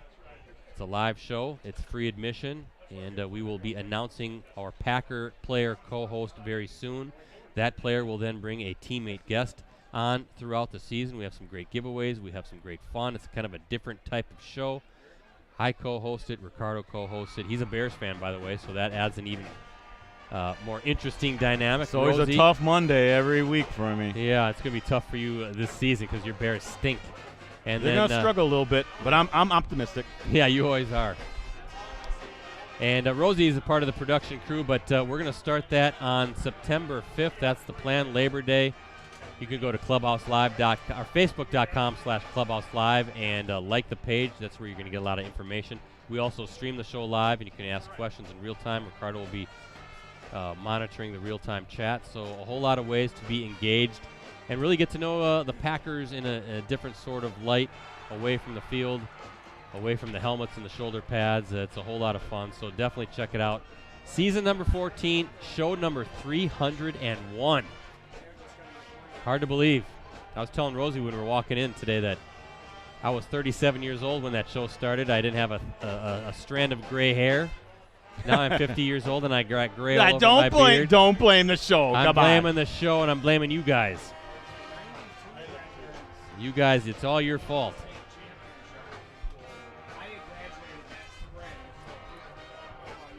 Both teams back on the field. That was a fun first half, Ricardo. And really looking forward to these first couple weeks. We're going to get 4 live streams in, really set the table and try to see as many teams as we can, as many of the kind of the top, what we think are the top teams. Try to showcase the top teams and players as much as we can. And boy, that's going to be fun once we get playoffs, right? It's going to be here fast. We say it every year. All of a sudden, it's the first 3 weeks. Like, wow, a third of the season's done. Well, yeah, it's always 6 weeks done, and it's the same thing. And because school starts when we enter the third week. Yeah, we're already a third of the way into the season, and the school's finally starting. Next thing you know, it's week 8, week 9. We're getting the brackets, and then inevitably, our final football stream of the season is usually at Titan Stadium in Oshkosh on a cold, icy, bitter November evening, and we're going to see, I'm guessing, one of these big conference teams will punch their ticket to Madison. That's what I'm guessing. What's that, Rosie? They added 3 minutes. Gosh darn it! So it starts again. Nice. And looking forward to seeing the Papermakers tomorrow night, the new look Papermakers. Even though with the new coach Chad Michaelwitz, who was here for 11 seasons before taking over now at Kimberly this season, but we're expecting kind of the same result, aren't we? Kimberly has a loaded team. They got a lot of talent. Interesting to see how Seth Myron looks at quarterback. That should be fun. But Blake Berry, nice-looking running back. Ethan Doucette, one of the top defenders in the state of Wisconsin. They got talent at all 3 levels defensively as well. Should be good. Looking forward to seeing the Pirates again, hearing how stout their defensive front is and how great that defense should be for the Pirates. And some of my contacts really excited up in Swamico, thinking the Pirates have a great shot going back to Madison. Appleton North, that's another question mark in the FVA, Ricardo. They lost a lot of players from last year's team that almost got to Madison. But, of course, Coach Rob Somm, right? What do they say? They don't rebuild, they reload at those big programs. Freedom we're going to see later in the season. Kaukauna, looking forward to seeing them and their growth. That's a program that continues to be on the rise. Yeah, they have a good quarterback family. Dariat, Noah Hoffman. That's a pretty good 1-2 punch there. So we'll see them in the next few weeks. Fond du Lac, we've got them on the schedule. They were very young last year, but a lot of talent at the skill positions. A new coach, and Sam, was it Pluker? Former Kimberly papermaker. Now he's taken over, a very young coach. But I know they're excited at Fond du Lac for what could be a big season for the Cardinals again. So, yeah, we're going to see a lot of good teams, a lot of good players. Just a minute away from the start of the second half. Gabe Herman with a touchdown pass to account for DePere scoring, and Jace Jenkins a couple of 50-yard plus touchdown runs. There's Dan Powers again, giving some photo tips down there. Dan Powers and Bill Glasheen, two of the best in the business. They're actually going to be at Lambeau Field tomorrow night shooting that Packers-Saints preseason game. Not a big fan how the NFL does preseason games on terrible. High school football. High school football. On high school football. Get out of the way. I agree, 100%. 100%. So, folks, I know you're going to want to keep your eyes on the Packers tomorrow night, but you can also watch our Game of the Week live stream on. It's a preseason game. Just you know what do you call it? What do you call it? DVR it and then watch it later. Or you can have it on in background, but you can still watch our game on your laptop, your phone. Smart TV, you can have two TVs going. But, yeah, I mean, once you get kind of in that third, fourth quarter of those NFL preseason games, it is tough to watch. Same thing, Brett. My Bears are playing right now in Seattle. Yeah, do you really care? No, I have it on the DVR. I'll watch it later. Too many preseason games. All right, third quarter underway, kicking off to the Rockets. That's number 20 on the return. That is Ethan Snyder returning the kick. Snyder with a return for the Rockets. And we'll see if the Rockets can build on that 6-point lead here as we begin the third quarter. Ball will be at the 28-yard line. I had 28. The other guy was back a yard. So 1st and 10, ball at the 28-yard line here for Van Evenhoven and the Rockets.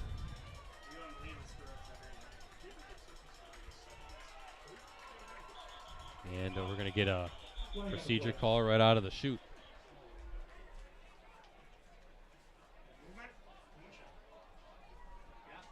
Evan Van Evenhoven, the sophomore quarterback, number 10, his first time starting at the varsity level at the QB spot, member of the Football Leadership Council for Steve Young. Captain is Jack Zemlock, I see. Nate Cleveland on there, and Darius Jones Jr. Those are your three captains for the Rockets. Nate Cleveland, the junior center for Neenah. That shows you how highly they think of him. He's a junior and a captain. Yeah, good-looking player. And there's Jace Jenkins. Well, watch out again. Look at him go. And that's a first down run. Brett, that's a big hole he's running through, though, too. Let's not forget that. 16-yard gain and a first down. He just has a different gear. I mean, it's for Ricardo, for as good as he was last year, he looks even better already this season, and which is week one. First down run and just really running hard. Brett, 175 yards on 10 carries.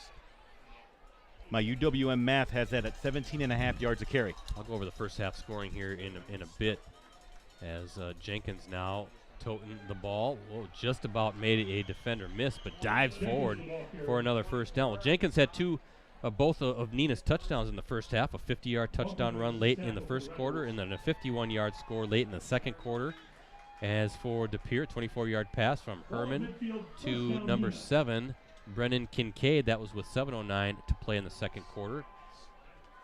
That's your first half scoring. Not a whole lot there, but some exciting plays, some explosive plays, some splash plays from both sides. And Jenkins, direct snap to him. Second down. Jenkins, the ball carrier. 3-yard gain. Alexander in on the stop for the Redbirds. You know, Steve Jorgensen, Brett, is an offensive-minded coach, so you wonder how much his fingerprints are on this as well. Is he calling the plays? I'm not sure if he's calling the plays, but you know, he is an offensive coach, so during practice, I'm sure he has the kids focused and making sure that they do everything down to a T. As look at Jenkins again. Fine. Look at him breaking tackles, Brett, inside the 40. He's breaking tackles, but Ricardo, he's got space to run off the snap. So you got to get the big guys, the hogs, right? Some love up front. That offensive line's doing some work right now. And we have, I think that's number 2 again. That's Fazette back down on the turf for the Redbirds. 13 carries, 197 yards for Jenkins, Brett.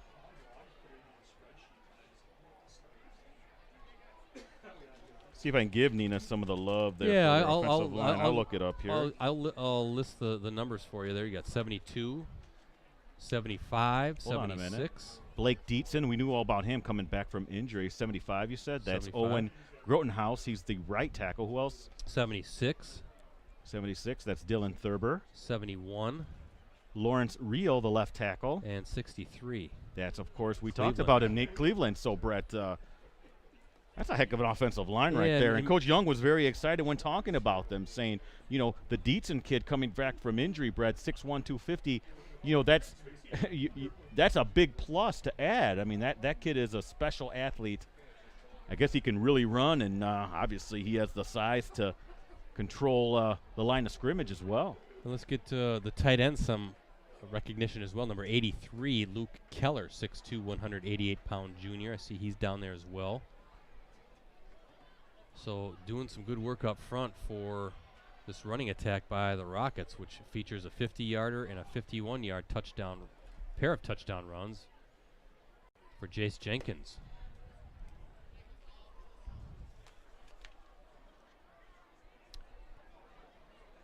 Grayson Fazette getting looked at, the senior safety. Kind of got nicked up there in the first half. He's back on his feet. Tough opening game for him. Now it looks like the other arm maybe. No.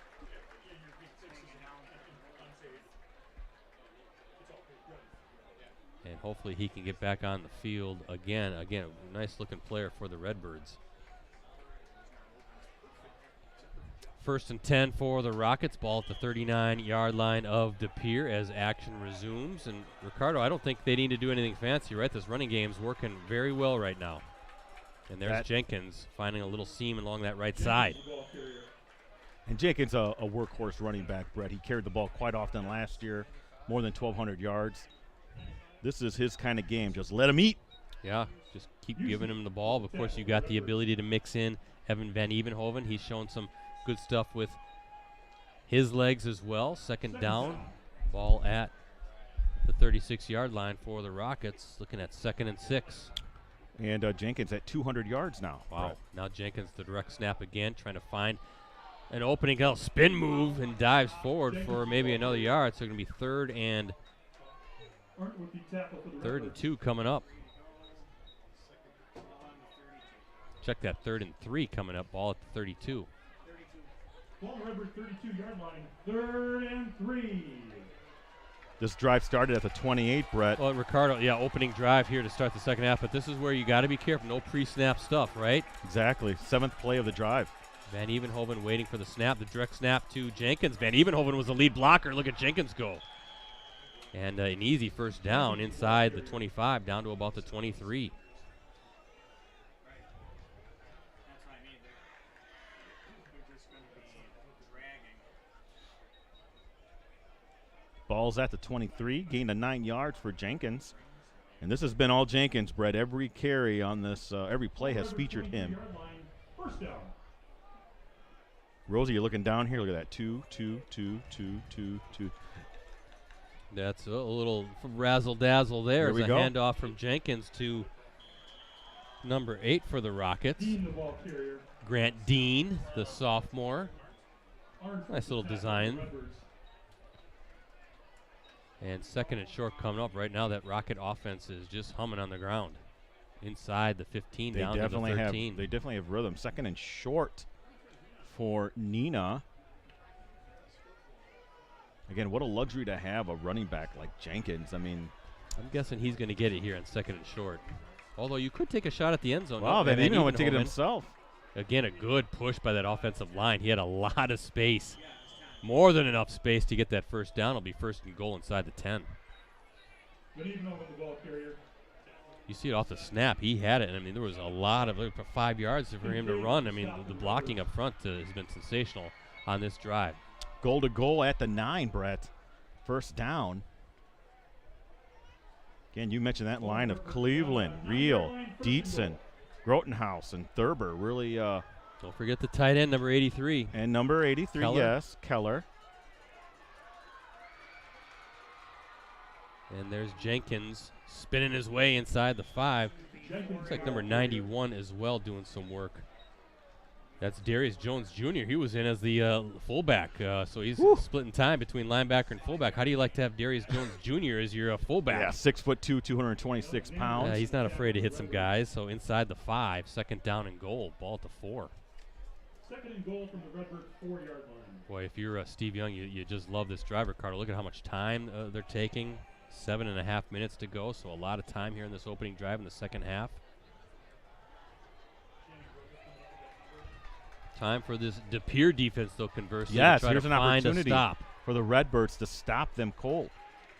And nope, and that's Jenkins dives in, 4-yard score, his third touchdown of the night. And what a drive to open this second half by the Rockets.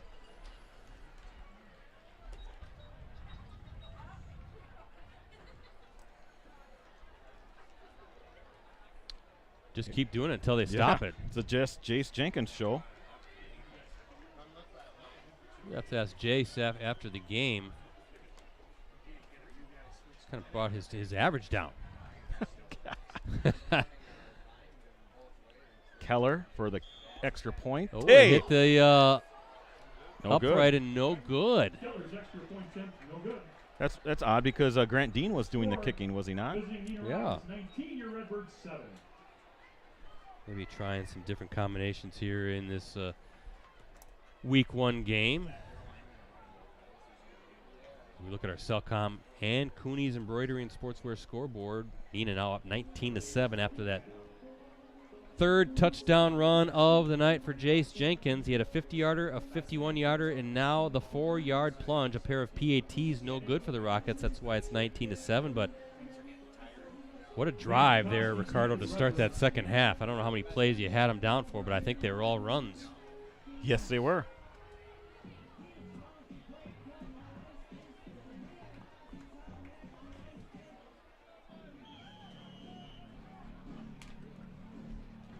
Dean set to kick it off for the Rockets.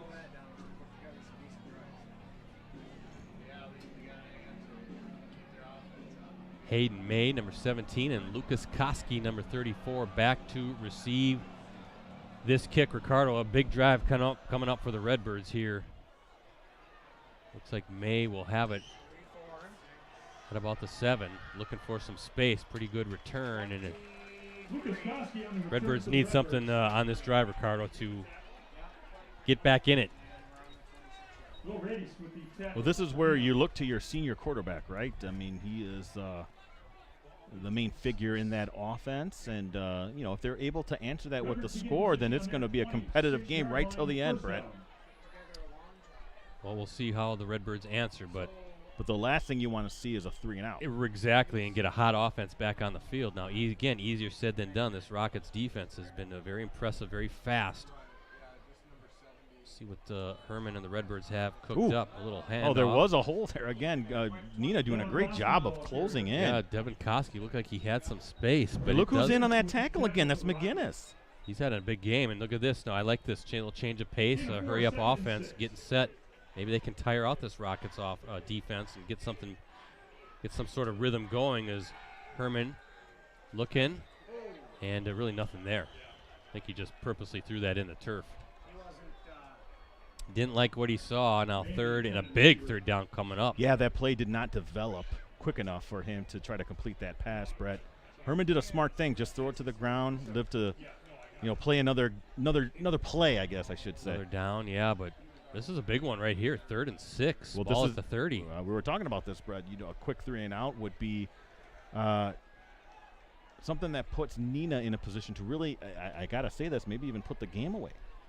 Could very well, especially with the way you can control the clock with a running game and no big hurry, really milk it. I mean, they took quite a bit of time off the clock to open the second half on that touchdown drive. Herman. And now he's going to have to get out on the run. Does, and he's got some time now. He's looking downfield. Nobody's there. Lets it fly. Intercepted. He tried to make a play. It just wasn't there, and that's number 82 for the Rockets with the pick, Ricardo. Well, number 82, just quick, Connor Briones, the junior outside linebacker, Ricardo, with the pick. A little bit of unfortunate events for Herman because he's rolling out trying to find an open receiver. One of his receivers fell as he was trying to go downfield. Coverage sack, yeah. Again, there was nothing there. Oh, Brett, I mean, I wouldn't even call it a coverage sack. There was pressure on him with a 3-man line. Yeah, good point. Yep, he had to kind of get on the move and start scrambling, but still, he had time. He bought time, and I think in that case, just trying to make a play, trying to make something happen. Saw a receiver open for a split second, but Briones right there with the hands and a big interception. Look at this ball at the 46-yard line. Oh, is that Herman down? Well, I see Herman right down here. You got a Neenah player down. I think that's Darius Jones Jr., number 91, backing his way into the De Pere sideline. So and there's Herman's laying down too. Hope that's not anything serious. Oh boy. Well, De Pere's defense, boy, if you need a stop here, this is the time. But like you said, a chance for the Rockets with that running game, maybe to put this thing away.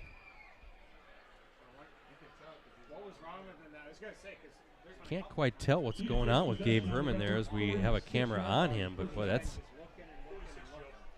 potentially a pretty big loss for the Redbirds. We'll see, and it looks like we're going to get a procedure call against the Rockets again.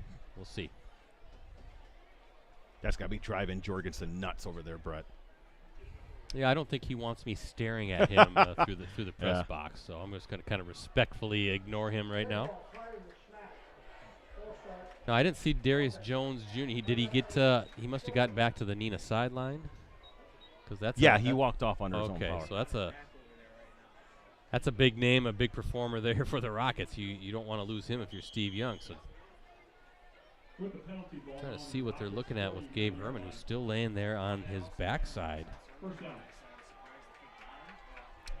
Did he take a shot after that hit? I did not see it, but he's up on his feet now, but very gingerly. Hand off to Jenkins. Again, look at that push. And a second down coming up. Mason Krieger with the tackle for the Redbirds. There's a good look at Gabe Herman.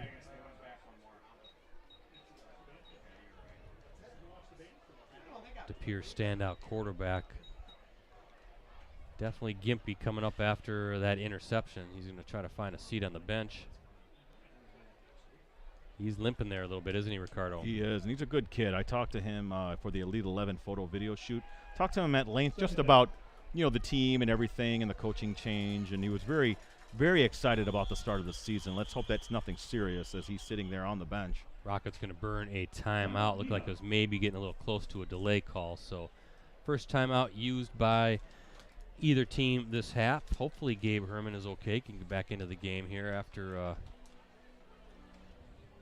this Neenah drive. Again, we're going to be back at it tomorrow night as we head to Stevens Point for another Week 1 non-conference matchup as Spash hosts Kimberly at Gerke Field. Live coverage for us kicks off at 6:45 p.m. Don't forget you can access our previous Game of the Week live streams on our USA Today Network Wisconsin websites. Just go to the sports section and scroll down until you see the Watch Our Varsity Game of the Week Prep live streams link. And again, another promo for our digital subscription offer, $1 for just 6 months.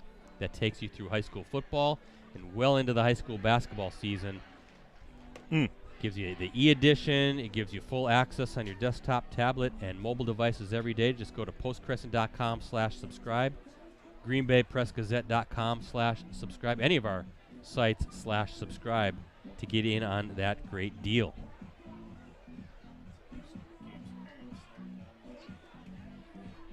Ricardo or Rosie still on De Pere quarterback Gabe Herman. They're checking him out. 2nd and 10 coming up for the Rockets. And Van Evenhoven, a little toss to Jenkins. Nice tackle by number 7, Brennan Kincaid, and a big 3rd down now for really the Neenah offense, but I think even more so, Ricardo, for this De Pere defense.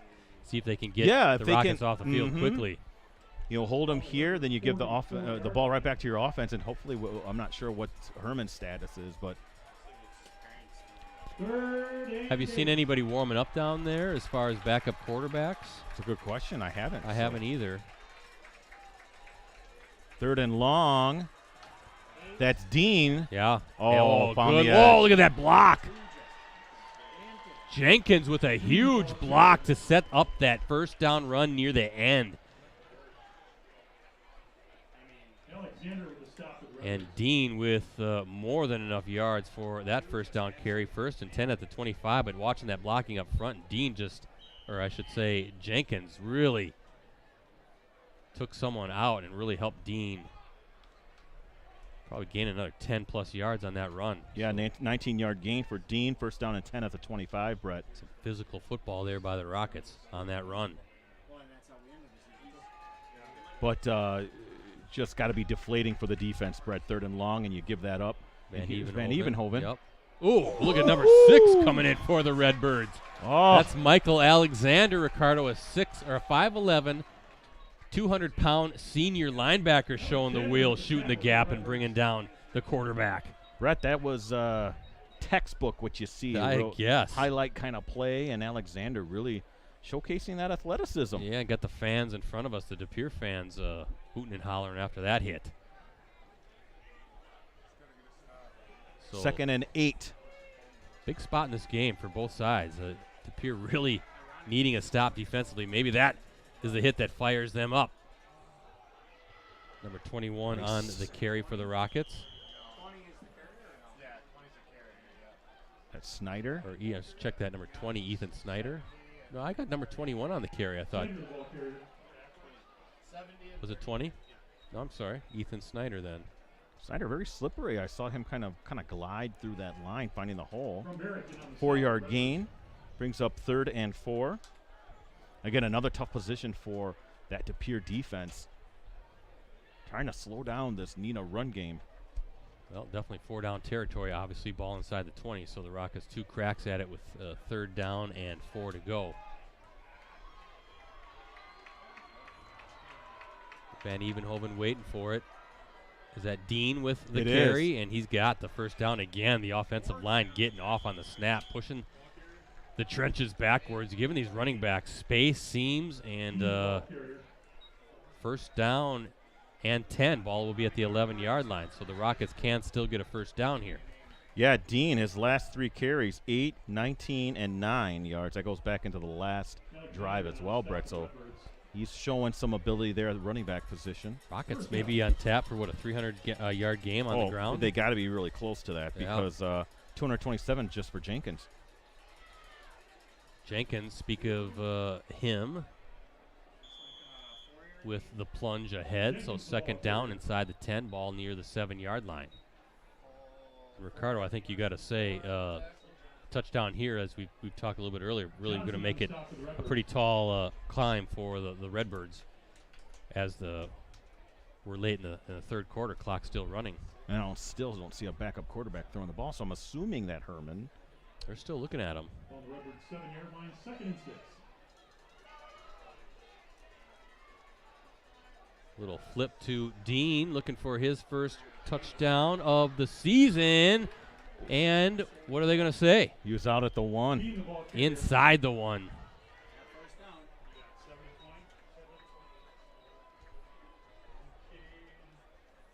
Faber and Kincaid in on the stop for the Redbirds.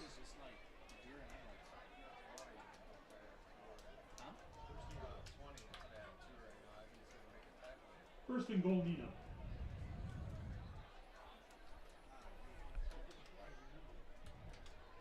First down, goal to goal at the 1, and What do you think here? A little quarterback keeper for Van Evenhoven. Whoa, bobble the ball, and I think, they got a flag. yeah. What do we got here? This ball's it's inside the 1. I thought the play was a little disjointed all around, and we'll see what happens here. Talking to Neenah.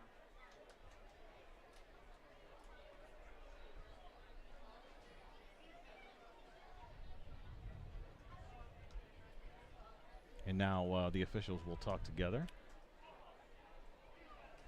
Looks like the backup quarterback is warming up now, Ricardo.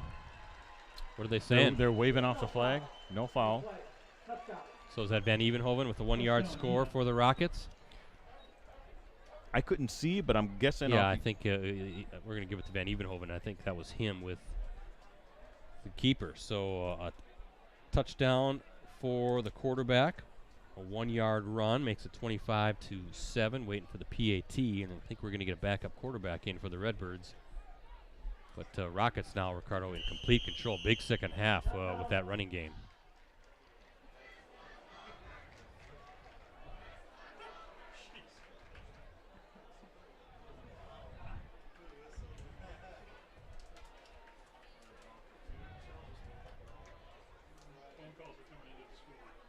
And a 2-point conversion, a little pass. Oh, Van Evenhoven looking.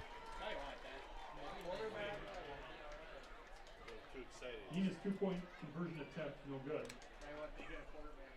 Neenah's 25, your That was number 83 was the intended receiver on that 2-point pass play. That was the tight end, Luke Keller. But third PAT, or I guess slash 2-point conversion. The first 2 previous PATs were no good. This 2-point conversion pass no good, but still looking good, I should say, for the Rockets. 25-7 lead. As we look at our Cellcom and Cooney's Embroidery and Sportswear scoreboard. Just updating my Twitter account. Again, you can follow me at Ricardo DeLeon, Ricardo Delian, on Twitter. And don't forget about Brett, PC Brett C, and Rosie at Metal Rosie. Little Beatles for you there, Ricardo. I love the Beatles.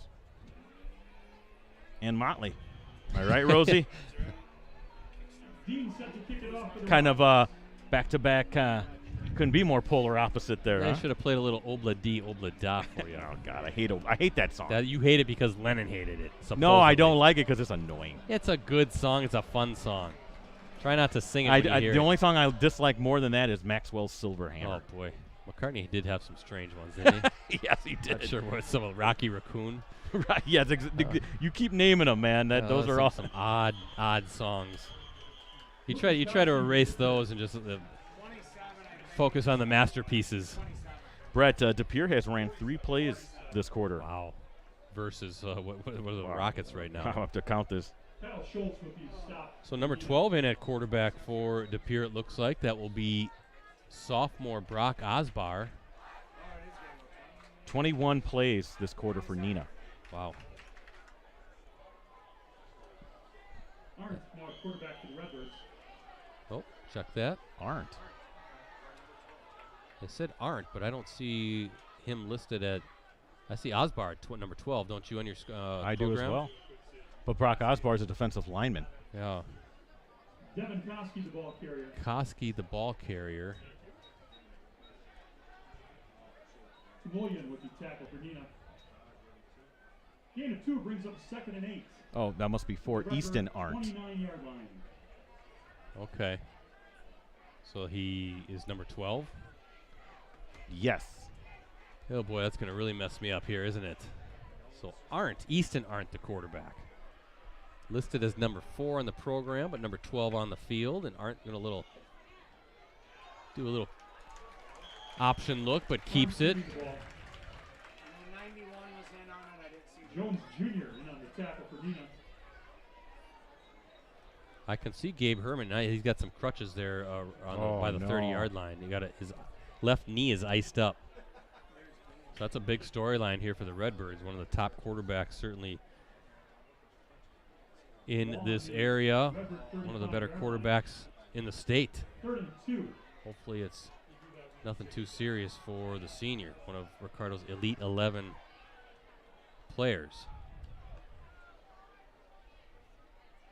Koski with it. And running hard is Devin Koski. First down for De Pere. Ball's at the 42-yard line. Tackle for Neenah. Ball on the Redbirds 42-yard line.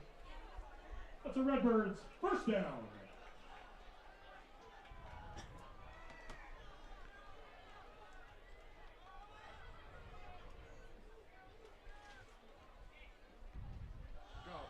There's Koski. Jones Jr. just missed him as he was diving for Koski. Good run by Koski, and a nice little response here for the Redbirds as they rally around quarterback Easton Arndt, the junior.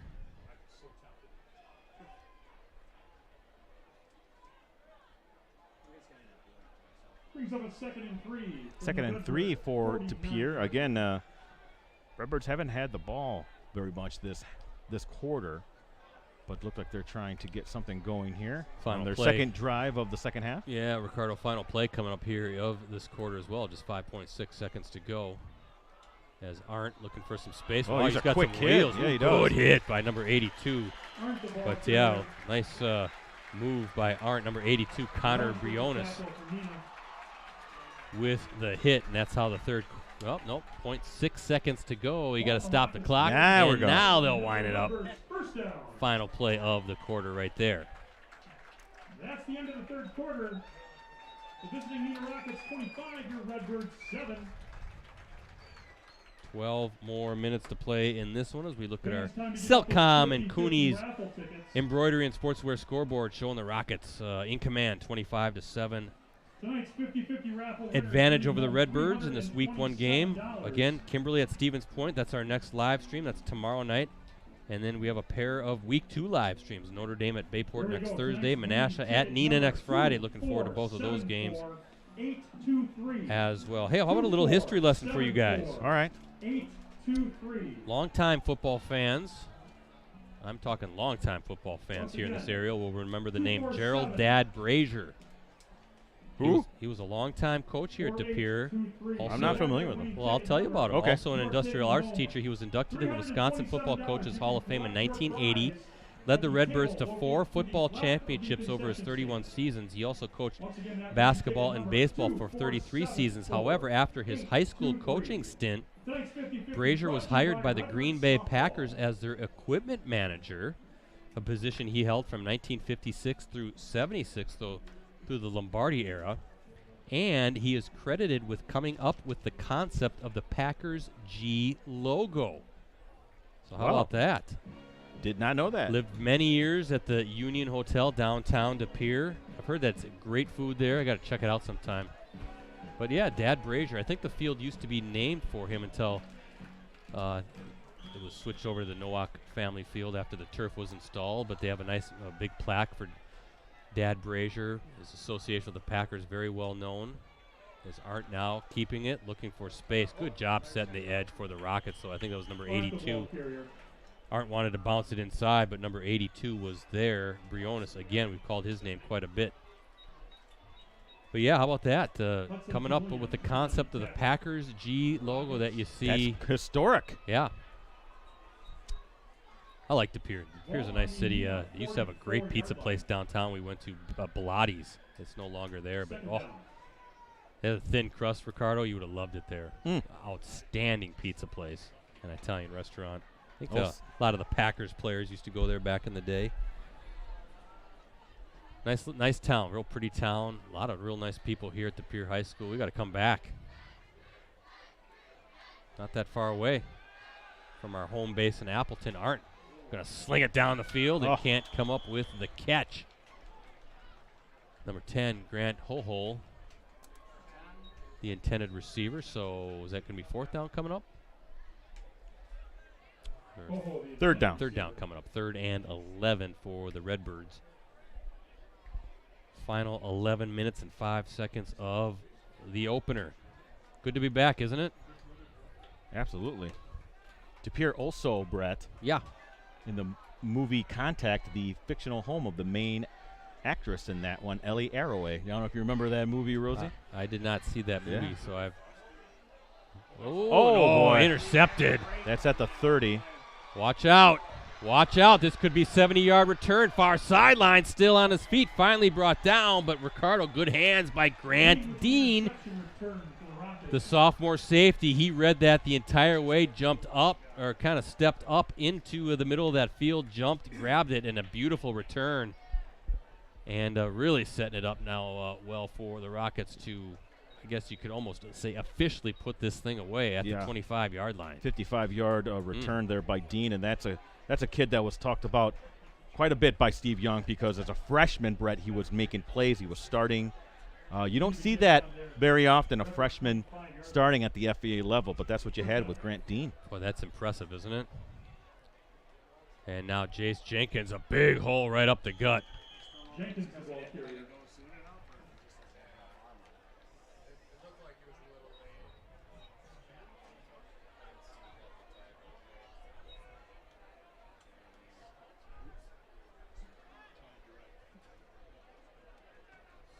Gain of 8 brings up a 2nd and 2. Second and short for Neenah. You know, somebody who we haven't talked about at all for the Redbirds, number 87, Noah Jean. I see he's in shorts tonight, the real talented tight end for the Redbirds. I see he's kind of in the bench talking to Arndt and Herman right now, so that's a weapon that you need on the field, too, if you're Ben Strickland and the Redbirds. Good player. Pulvermacher with the tackle for the Redbirds. First down run for Jenkins. 244 yards. I have him for unofficially bred on 22 carries. Gina, 6'3", 230-pound senior tight end.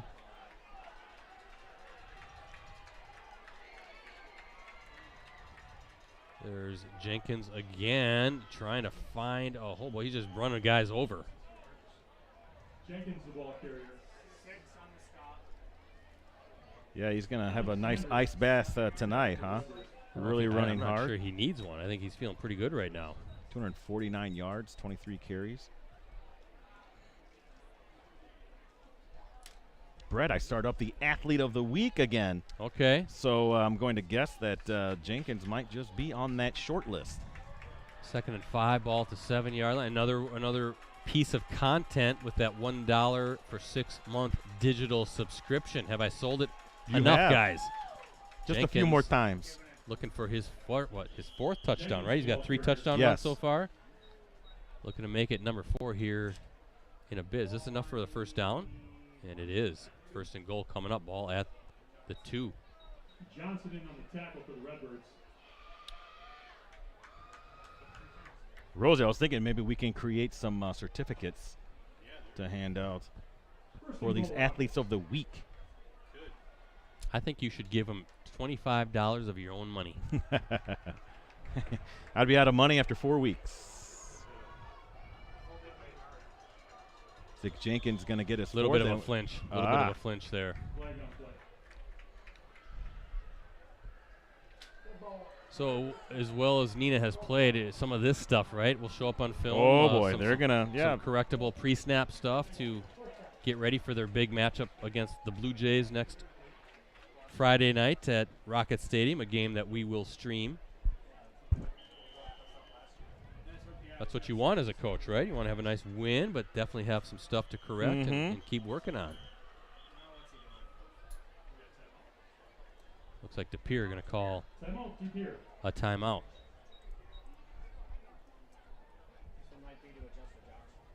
I'd like to find an Appleton West score, but I haven't seen one yet. They're playing, I believe, Manitowoc Lincoln. The air raid offense. Yes. Kind of curious to see how that looks and how the Terrors do with, was it Coach Clifford? Clifton, I'm sorry. Mm-hmm.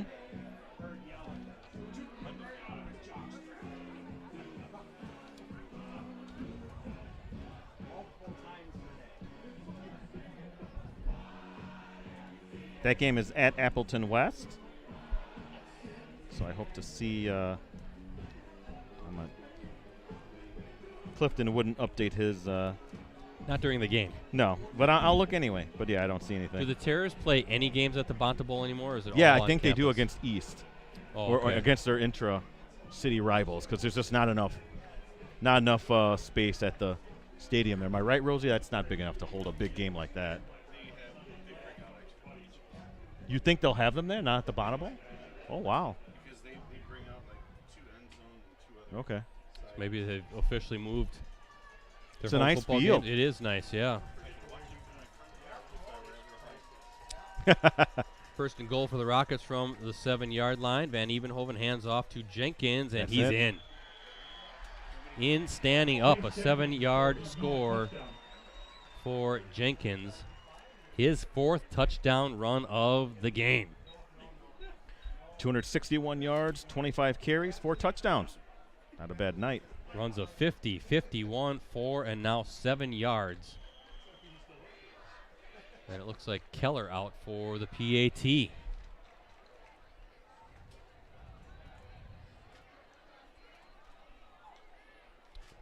One area that the Rockets have had an issue with is the point after try here. Is got a Rocket racing onto the field. They didn't have all 11 guys ready to go. And that one finally sails through for Neenah. Who kicked that? Keller. Neenah 32, your Redbirds 7. Updating my Twitter again. You can follow me at Ricardo DeLeon, RICARDO DELIAN. Don't forget about Brett at PC Brettsy and Rosie at Metal Rosie. Brett, I might have to change my Twitter handle because that's kind of hard for people to remember. Well, people are just remembering it now. You're going to change it again? Yeah, you're right. I should just keep it. 7-yard score for Jenkins, his 4th touchdown run of the night. Keller with the P18 as we look at our Cellcom and Cooney's Embroidery and Sportswear scoreboard. Rockets well in command here, 32-7 lead over the Redbirds. We're at Nowak Family Field, campus of De Pere High School. First time streaming a game at De Pere. Ricardo, I want to come back. It's a beautiful press box, beautiful stadium, easy to get to. Very easy, beautiful setting back here. Mankowski deep. Very, very nice. Dean set to kick it off for the Rockets. Appreciate everybody checking us out on week 1. We're going to go all the way through the state semifinals, so stick with us every Friday night, but we got a couple Thursdays tonight and next Thursday as well with these early season games. And we'll settle into that Friday schedule. Should be fun. A lot of good football here in Northeast Wisconsin. There'll be some games too as we got number 34 on the return, Lucas Koski, but there'll be some games where there'll be all Appleton area matchups. There'll be some games like next week, Notre Dame Bayport, that will be all Green Bay. We're actually going to see De Pere later on the season. That's at least the plan. Taking on West De Pere over at West De Pere. That should be a fun game. Schedule subject to change, of course. I like to say once we get kind of the middle of the season, everything's flex at that time, right? Yep, flex scheduling. Try to lock in these matchups back in the spring because press box space is typically at a premium when you get to when it comes to football, not so much for basketball. As Arndt now with the keeper and there's nowhere to go. Look at that pursuit by the Rockets defense, really stringing it out. And there's number 26 there to kind of clean up at the end. Number 26, Jack Zemlock again, the captain. One of 3 captains on this Neenah roster, a senior cornerback, 5'10", 145 pounds, getting in there fast. Loss of 2 yards, brings up 2nd and 12. That clock continues to tick near the 8:20 mark in the 4th quarter.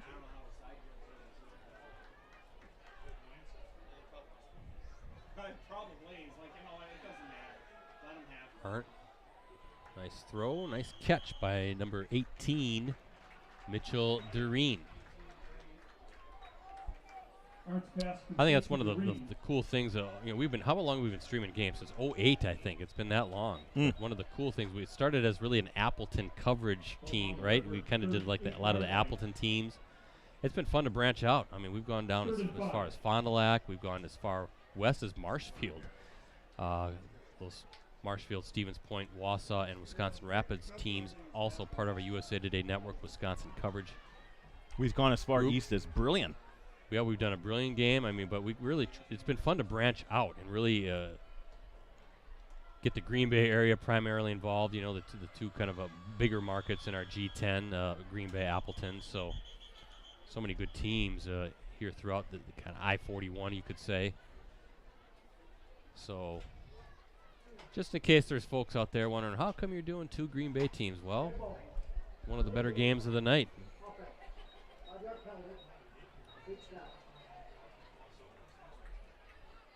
I think the schedule you put together, Brett, is pretty good. Yeah, again, trying to mix it up, trying to showcase as many teams in the market. You know, talking about maybe trying to get Wisconsin Rapids on the schedule. They're going to be coming to Hortonville, I think, in week 5, and I know very high hopes for Rapids. They got a number of players on the list of kind of players to watch, I guess, sort of in the state of Wisconsin. I was reading Scott Bente's piece, and I know they got that really good running back and a couple other guys. So the Red Raiders could be a team to beat in the Valley Football Association. Hortonville's expected to take a pretty big step up.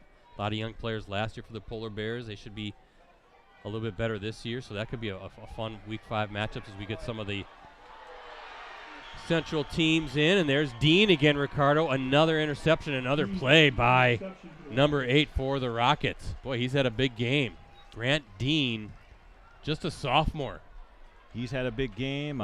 He's going to be – he already is a standout. What's this kid going to be like when he's a senior? You can see why he started as a freshman. That's crazy.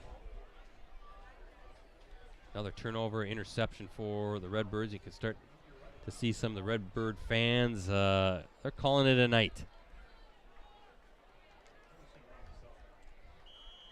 Of course, the big story for De Pere, Gabe Herman, the standout. You can see he's standing in front of us. Got that left knee iced up on crutches, number 1 there. He had to leave the game. Hopefully nothing too serious.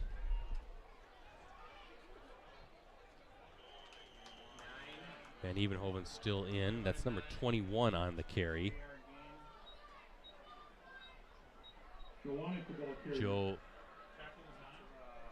Dronick, the sophomore. 3 yards for him. 2nd and 7.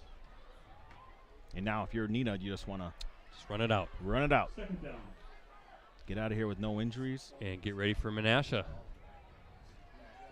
That's gonna be a good game. Yeah, I mean that might be one of the games of the night in the state. Again, I just visited Jeremy Korth and the Menasha kids down there. That's a good team right now. Yeah, and I'm guessing a lot of kids still smarting over getting beat by the Rockets last year. Yeah, I felt they felt they should not have lost that game. So that's gonna be a good one. Yeah.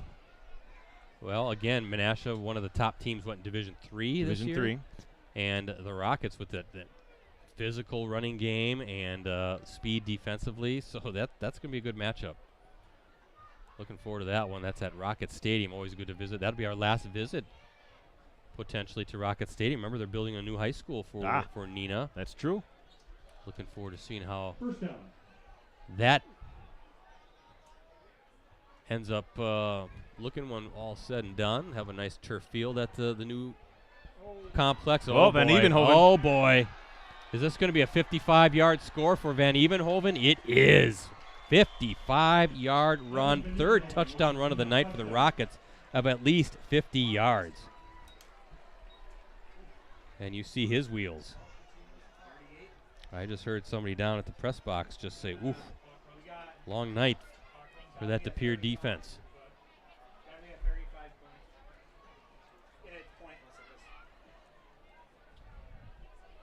38-7. Was not expecting this, Ricardo. No. Especially after a very competitive first half.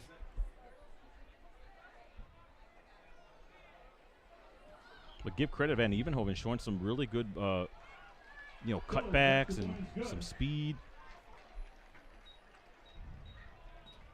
Neenah 39, your Redbirds 7. Looking at this second half.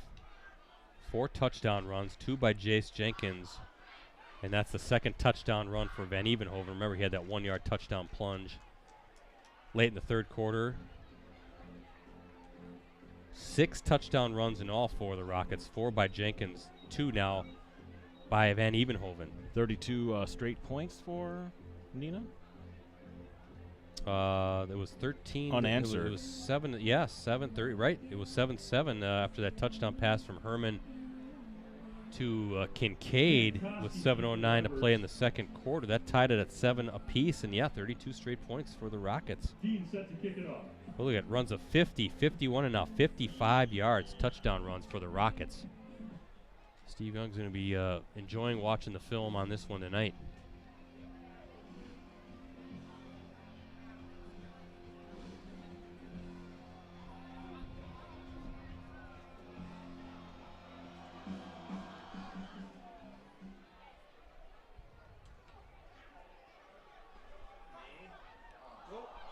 Hayden May with the carry on that one, or rather I should say the return.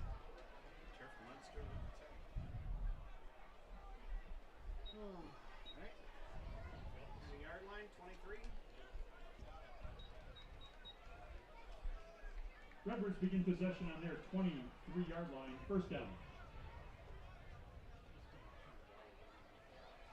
Everest is up 21-7 with whoever they're playing. I'm trying to read some of our colleagues' scores here.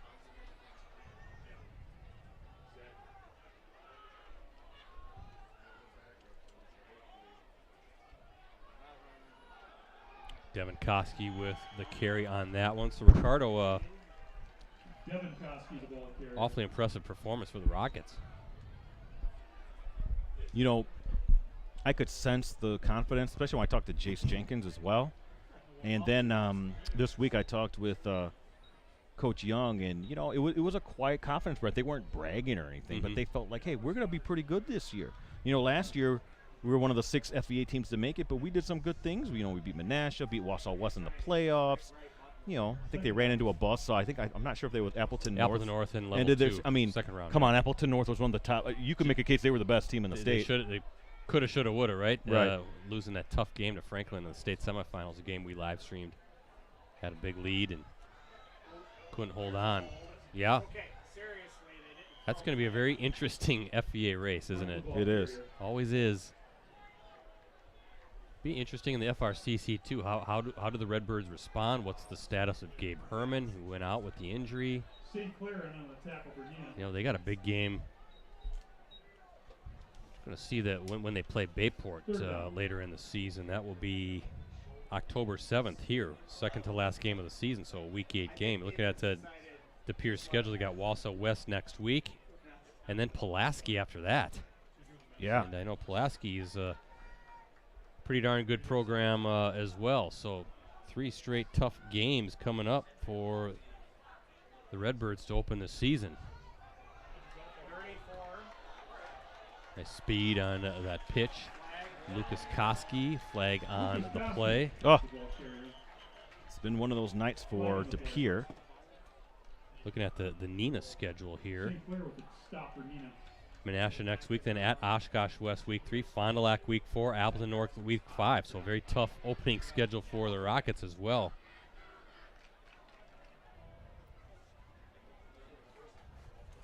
I think they're going to push De Pere back.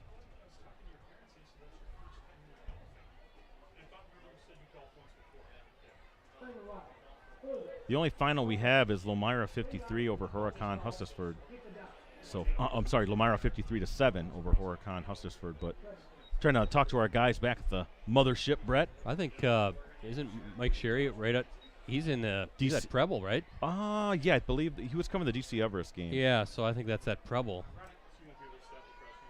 So he's not too far away from us in the Green Bay area. All right, little screen pass to Lucas Koski.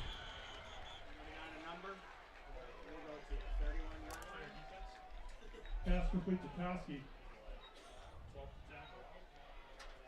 St. Clair with the tackle for Neenah.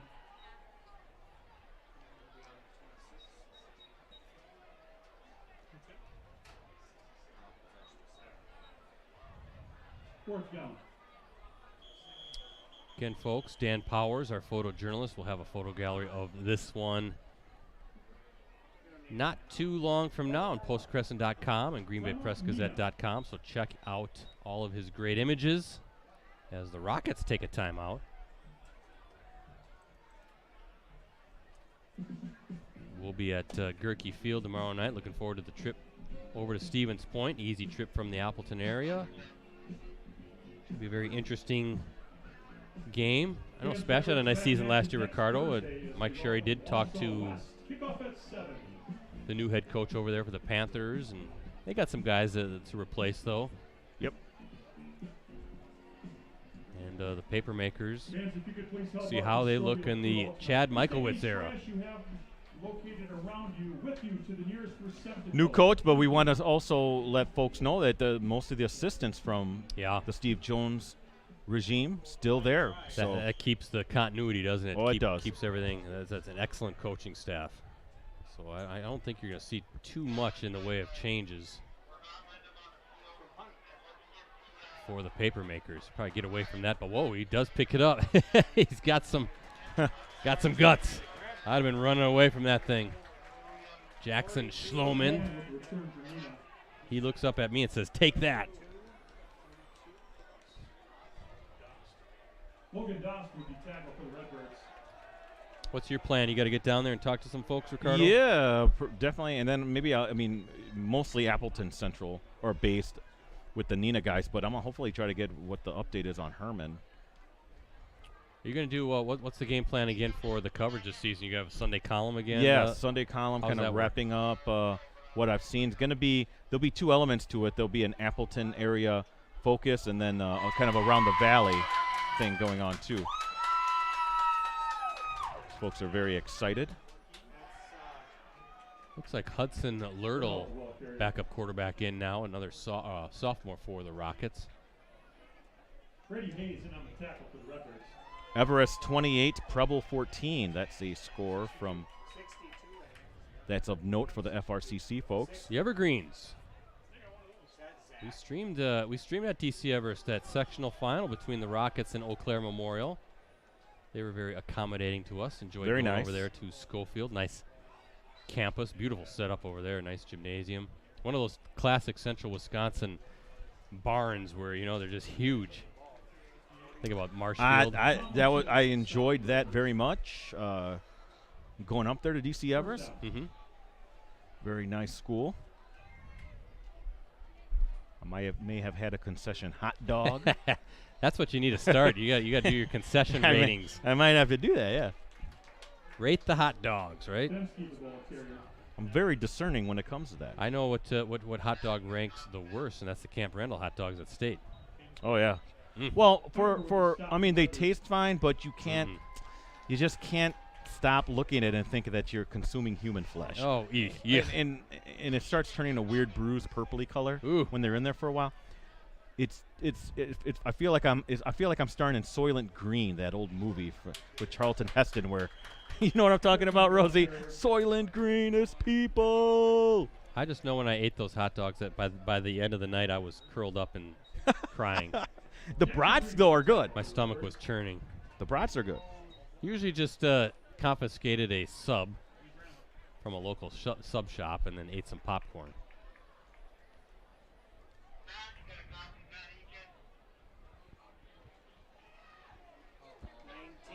Oh boy. That's There's Kirkman. nobody there. Kirkman. There is nobody there. Does he have the wheels? He does, Ricardo. Is that a 55-yarder? It is. Evan Kirkman with the Neenah touchdown. Wow. Junior receiver, Evan Kirkman.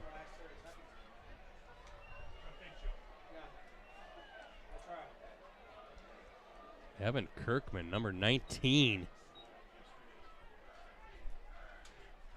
And then you hear a chant of Kirky. That is the second 55-yarder in a row, touchdown-wise for the Rockets. The fourth 50-plus touchdown run of the night. Well, he had some wheels. There was a lot of green. Everyone kind of gasped. Everyone kind of like, Well, oh, there was nobody there, and he had a convoy of blockers. And now he's the holder.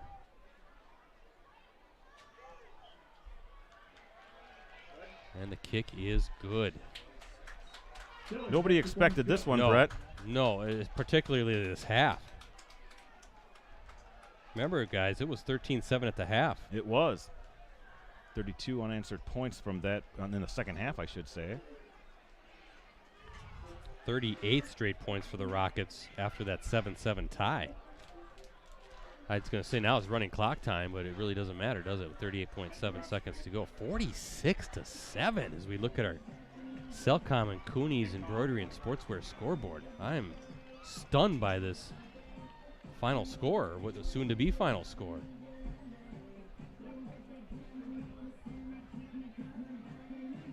Seven touchdown runs.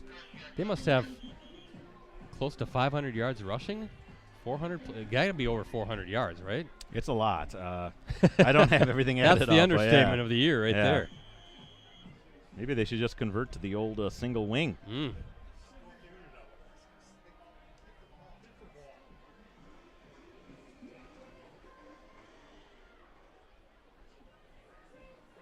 And De Pere was the FRCC champ last year? Yeah. Remember, we streamed that great game at Bayport. It was like a 19-15 victory, I think, for De Pere that night. Well, again, Young knew his team was good coming into the season, so.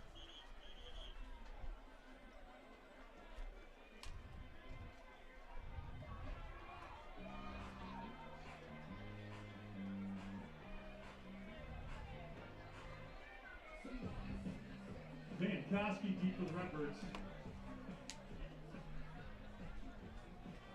Jack Hunt kicking it off for Neenah. Yeah, you just felt like De Pere deflated after Herman was hurt. Brett. Just thinking as you said that, it's that's a big loss. That's your leader. That's your general. I mean, it's tough, and they were definitely, competitive in that first half. Remember we were talking about how they had missed opportunities. They left points on the board. And does the complexion of the game change, right, if they can get those in? Yeah, and then, it just shows you how important the quarterback position is in terms of not just offense, but defense. Sustained drives on offense gives your defense a little more of a breather where they're not on the field that long. Or I should say as long. They're going to try to get one more snap off here. Nope, they're letting it run out, Brett.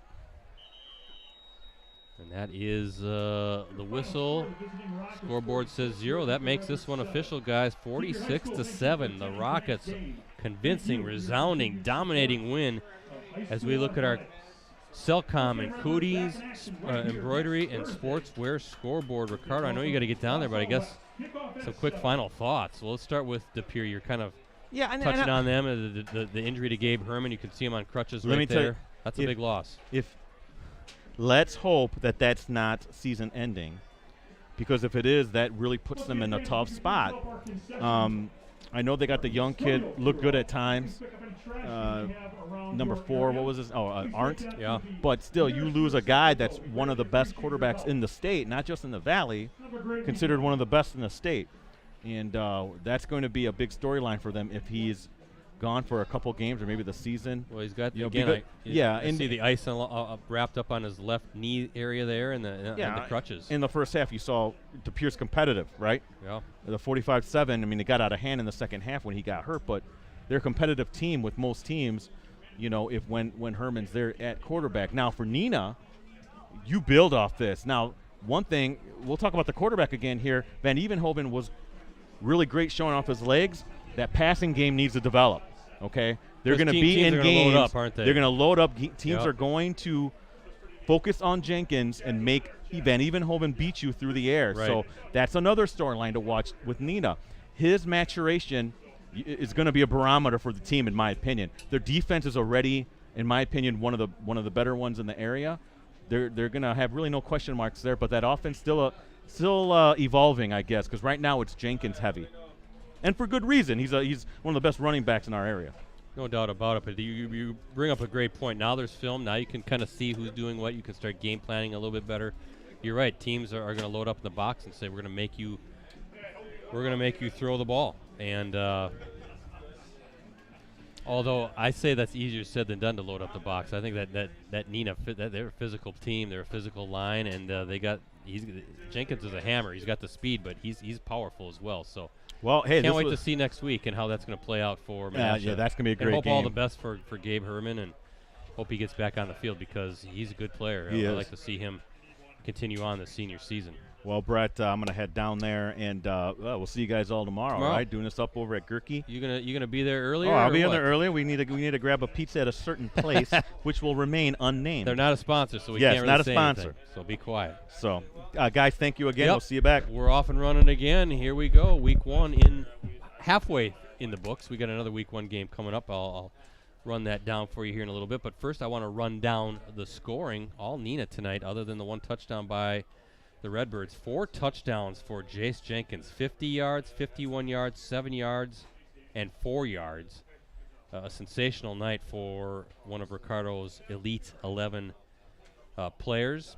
Also, Evan Van Evenhoven, the quarterback for the Rockets, a sophomore. He had a 1-yard run and a 55-yard run. And then just at the end, we saw number 19, Evan Kirkman, a junior for the Rockets, a 55-yard run as well. So touchdown runs of 50, 51, 55, and another 55-yarder for the Rockets. The lone De Pere touchdown, that came with 7:09 to play in the second quarter. It was a 24-yard pass from Gabe Herman to number 7, Brennan Kincaid. That tied the game at 7 apiece, and then it was 38 straight points for the Rockets from there. With the victory, Neenah improves to 1-0 on the season.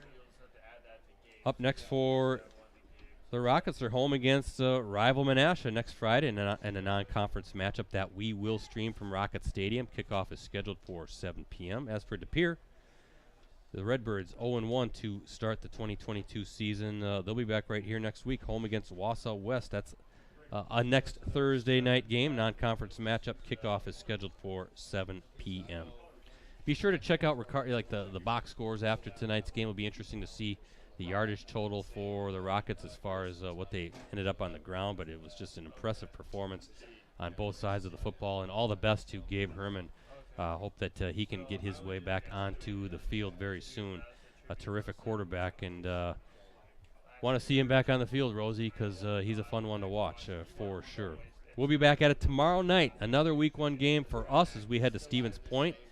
Non-conference matchup as Spash hosts Kimberly at Gerke Field. Live coverage kicks off at 6:45 p.m. Again, you can access our previous Game of the Week live streams on our USA Today Network Wisconsin websites. Just go to the sports section and scroll down until you see the Watch Our Varsity Game of the Week Prep live streams link. Don't forget to get in on that digital subscription deal, $1 for the next 6 months. Do that right now, please. Go to postcrescent.com/subscribe, greenbaypressgazette.com/subscribe. You can't go wrong. Takes you almost all the way through the winter high school season. Again, thank you to our sponsors. First, Cellcom. Remember, get a free smartphone right now at Cellcom. 15 models and sizes to choose from. Plus, save $500 on all other smartphones. Offer is good for new and existing customers. Visit cellcom.com/summer-sale for details. And Cooney's Embroidery and Sportswear. They have the skills and experience to customize your apparel and spread the word about your organization. Contact them today at 920-731-0922 or send them an email at Cooney's, COONEYS0922 at sbcglobal.net. So for Ricardo, for Rosie, and of course the crew with USA Today Network Wisconsin, I'm Brett Christopherson, signing off from Nowak Family Field here on the campus of De Pere High School. Once again, the final score tonight, Neenah 46, De Pere 7. Thanks for watching, everybody.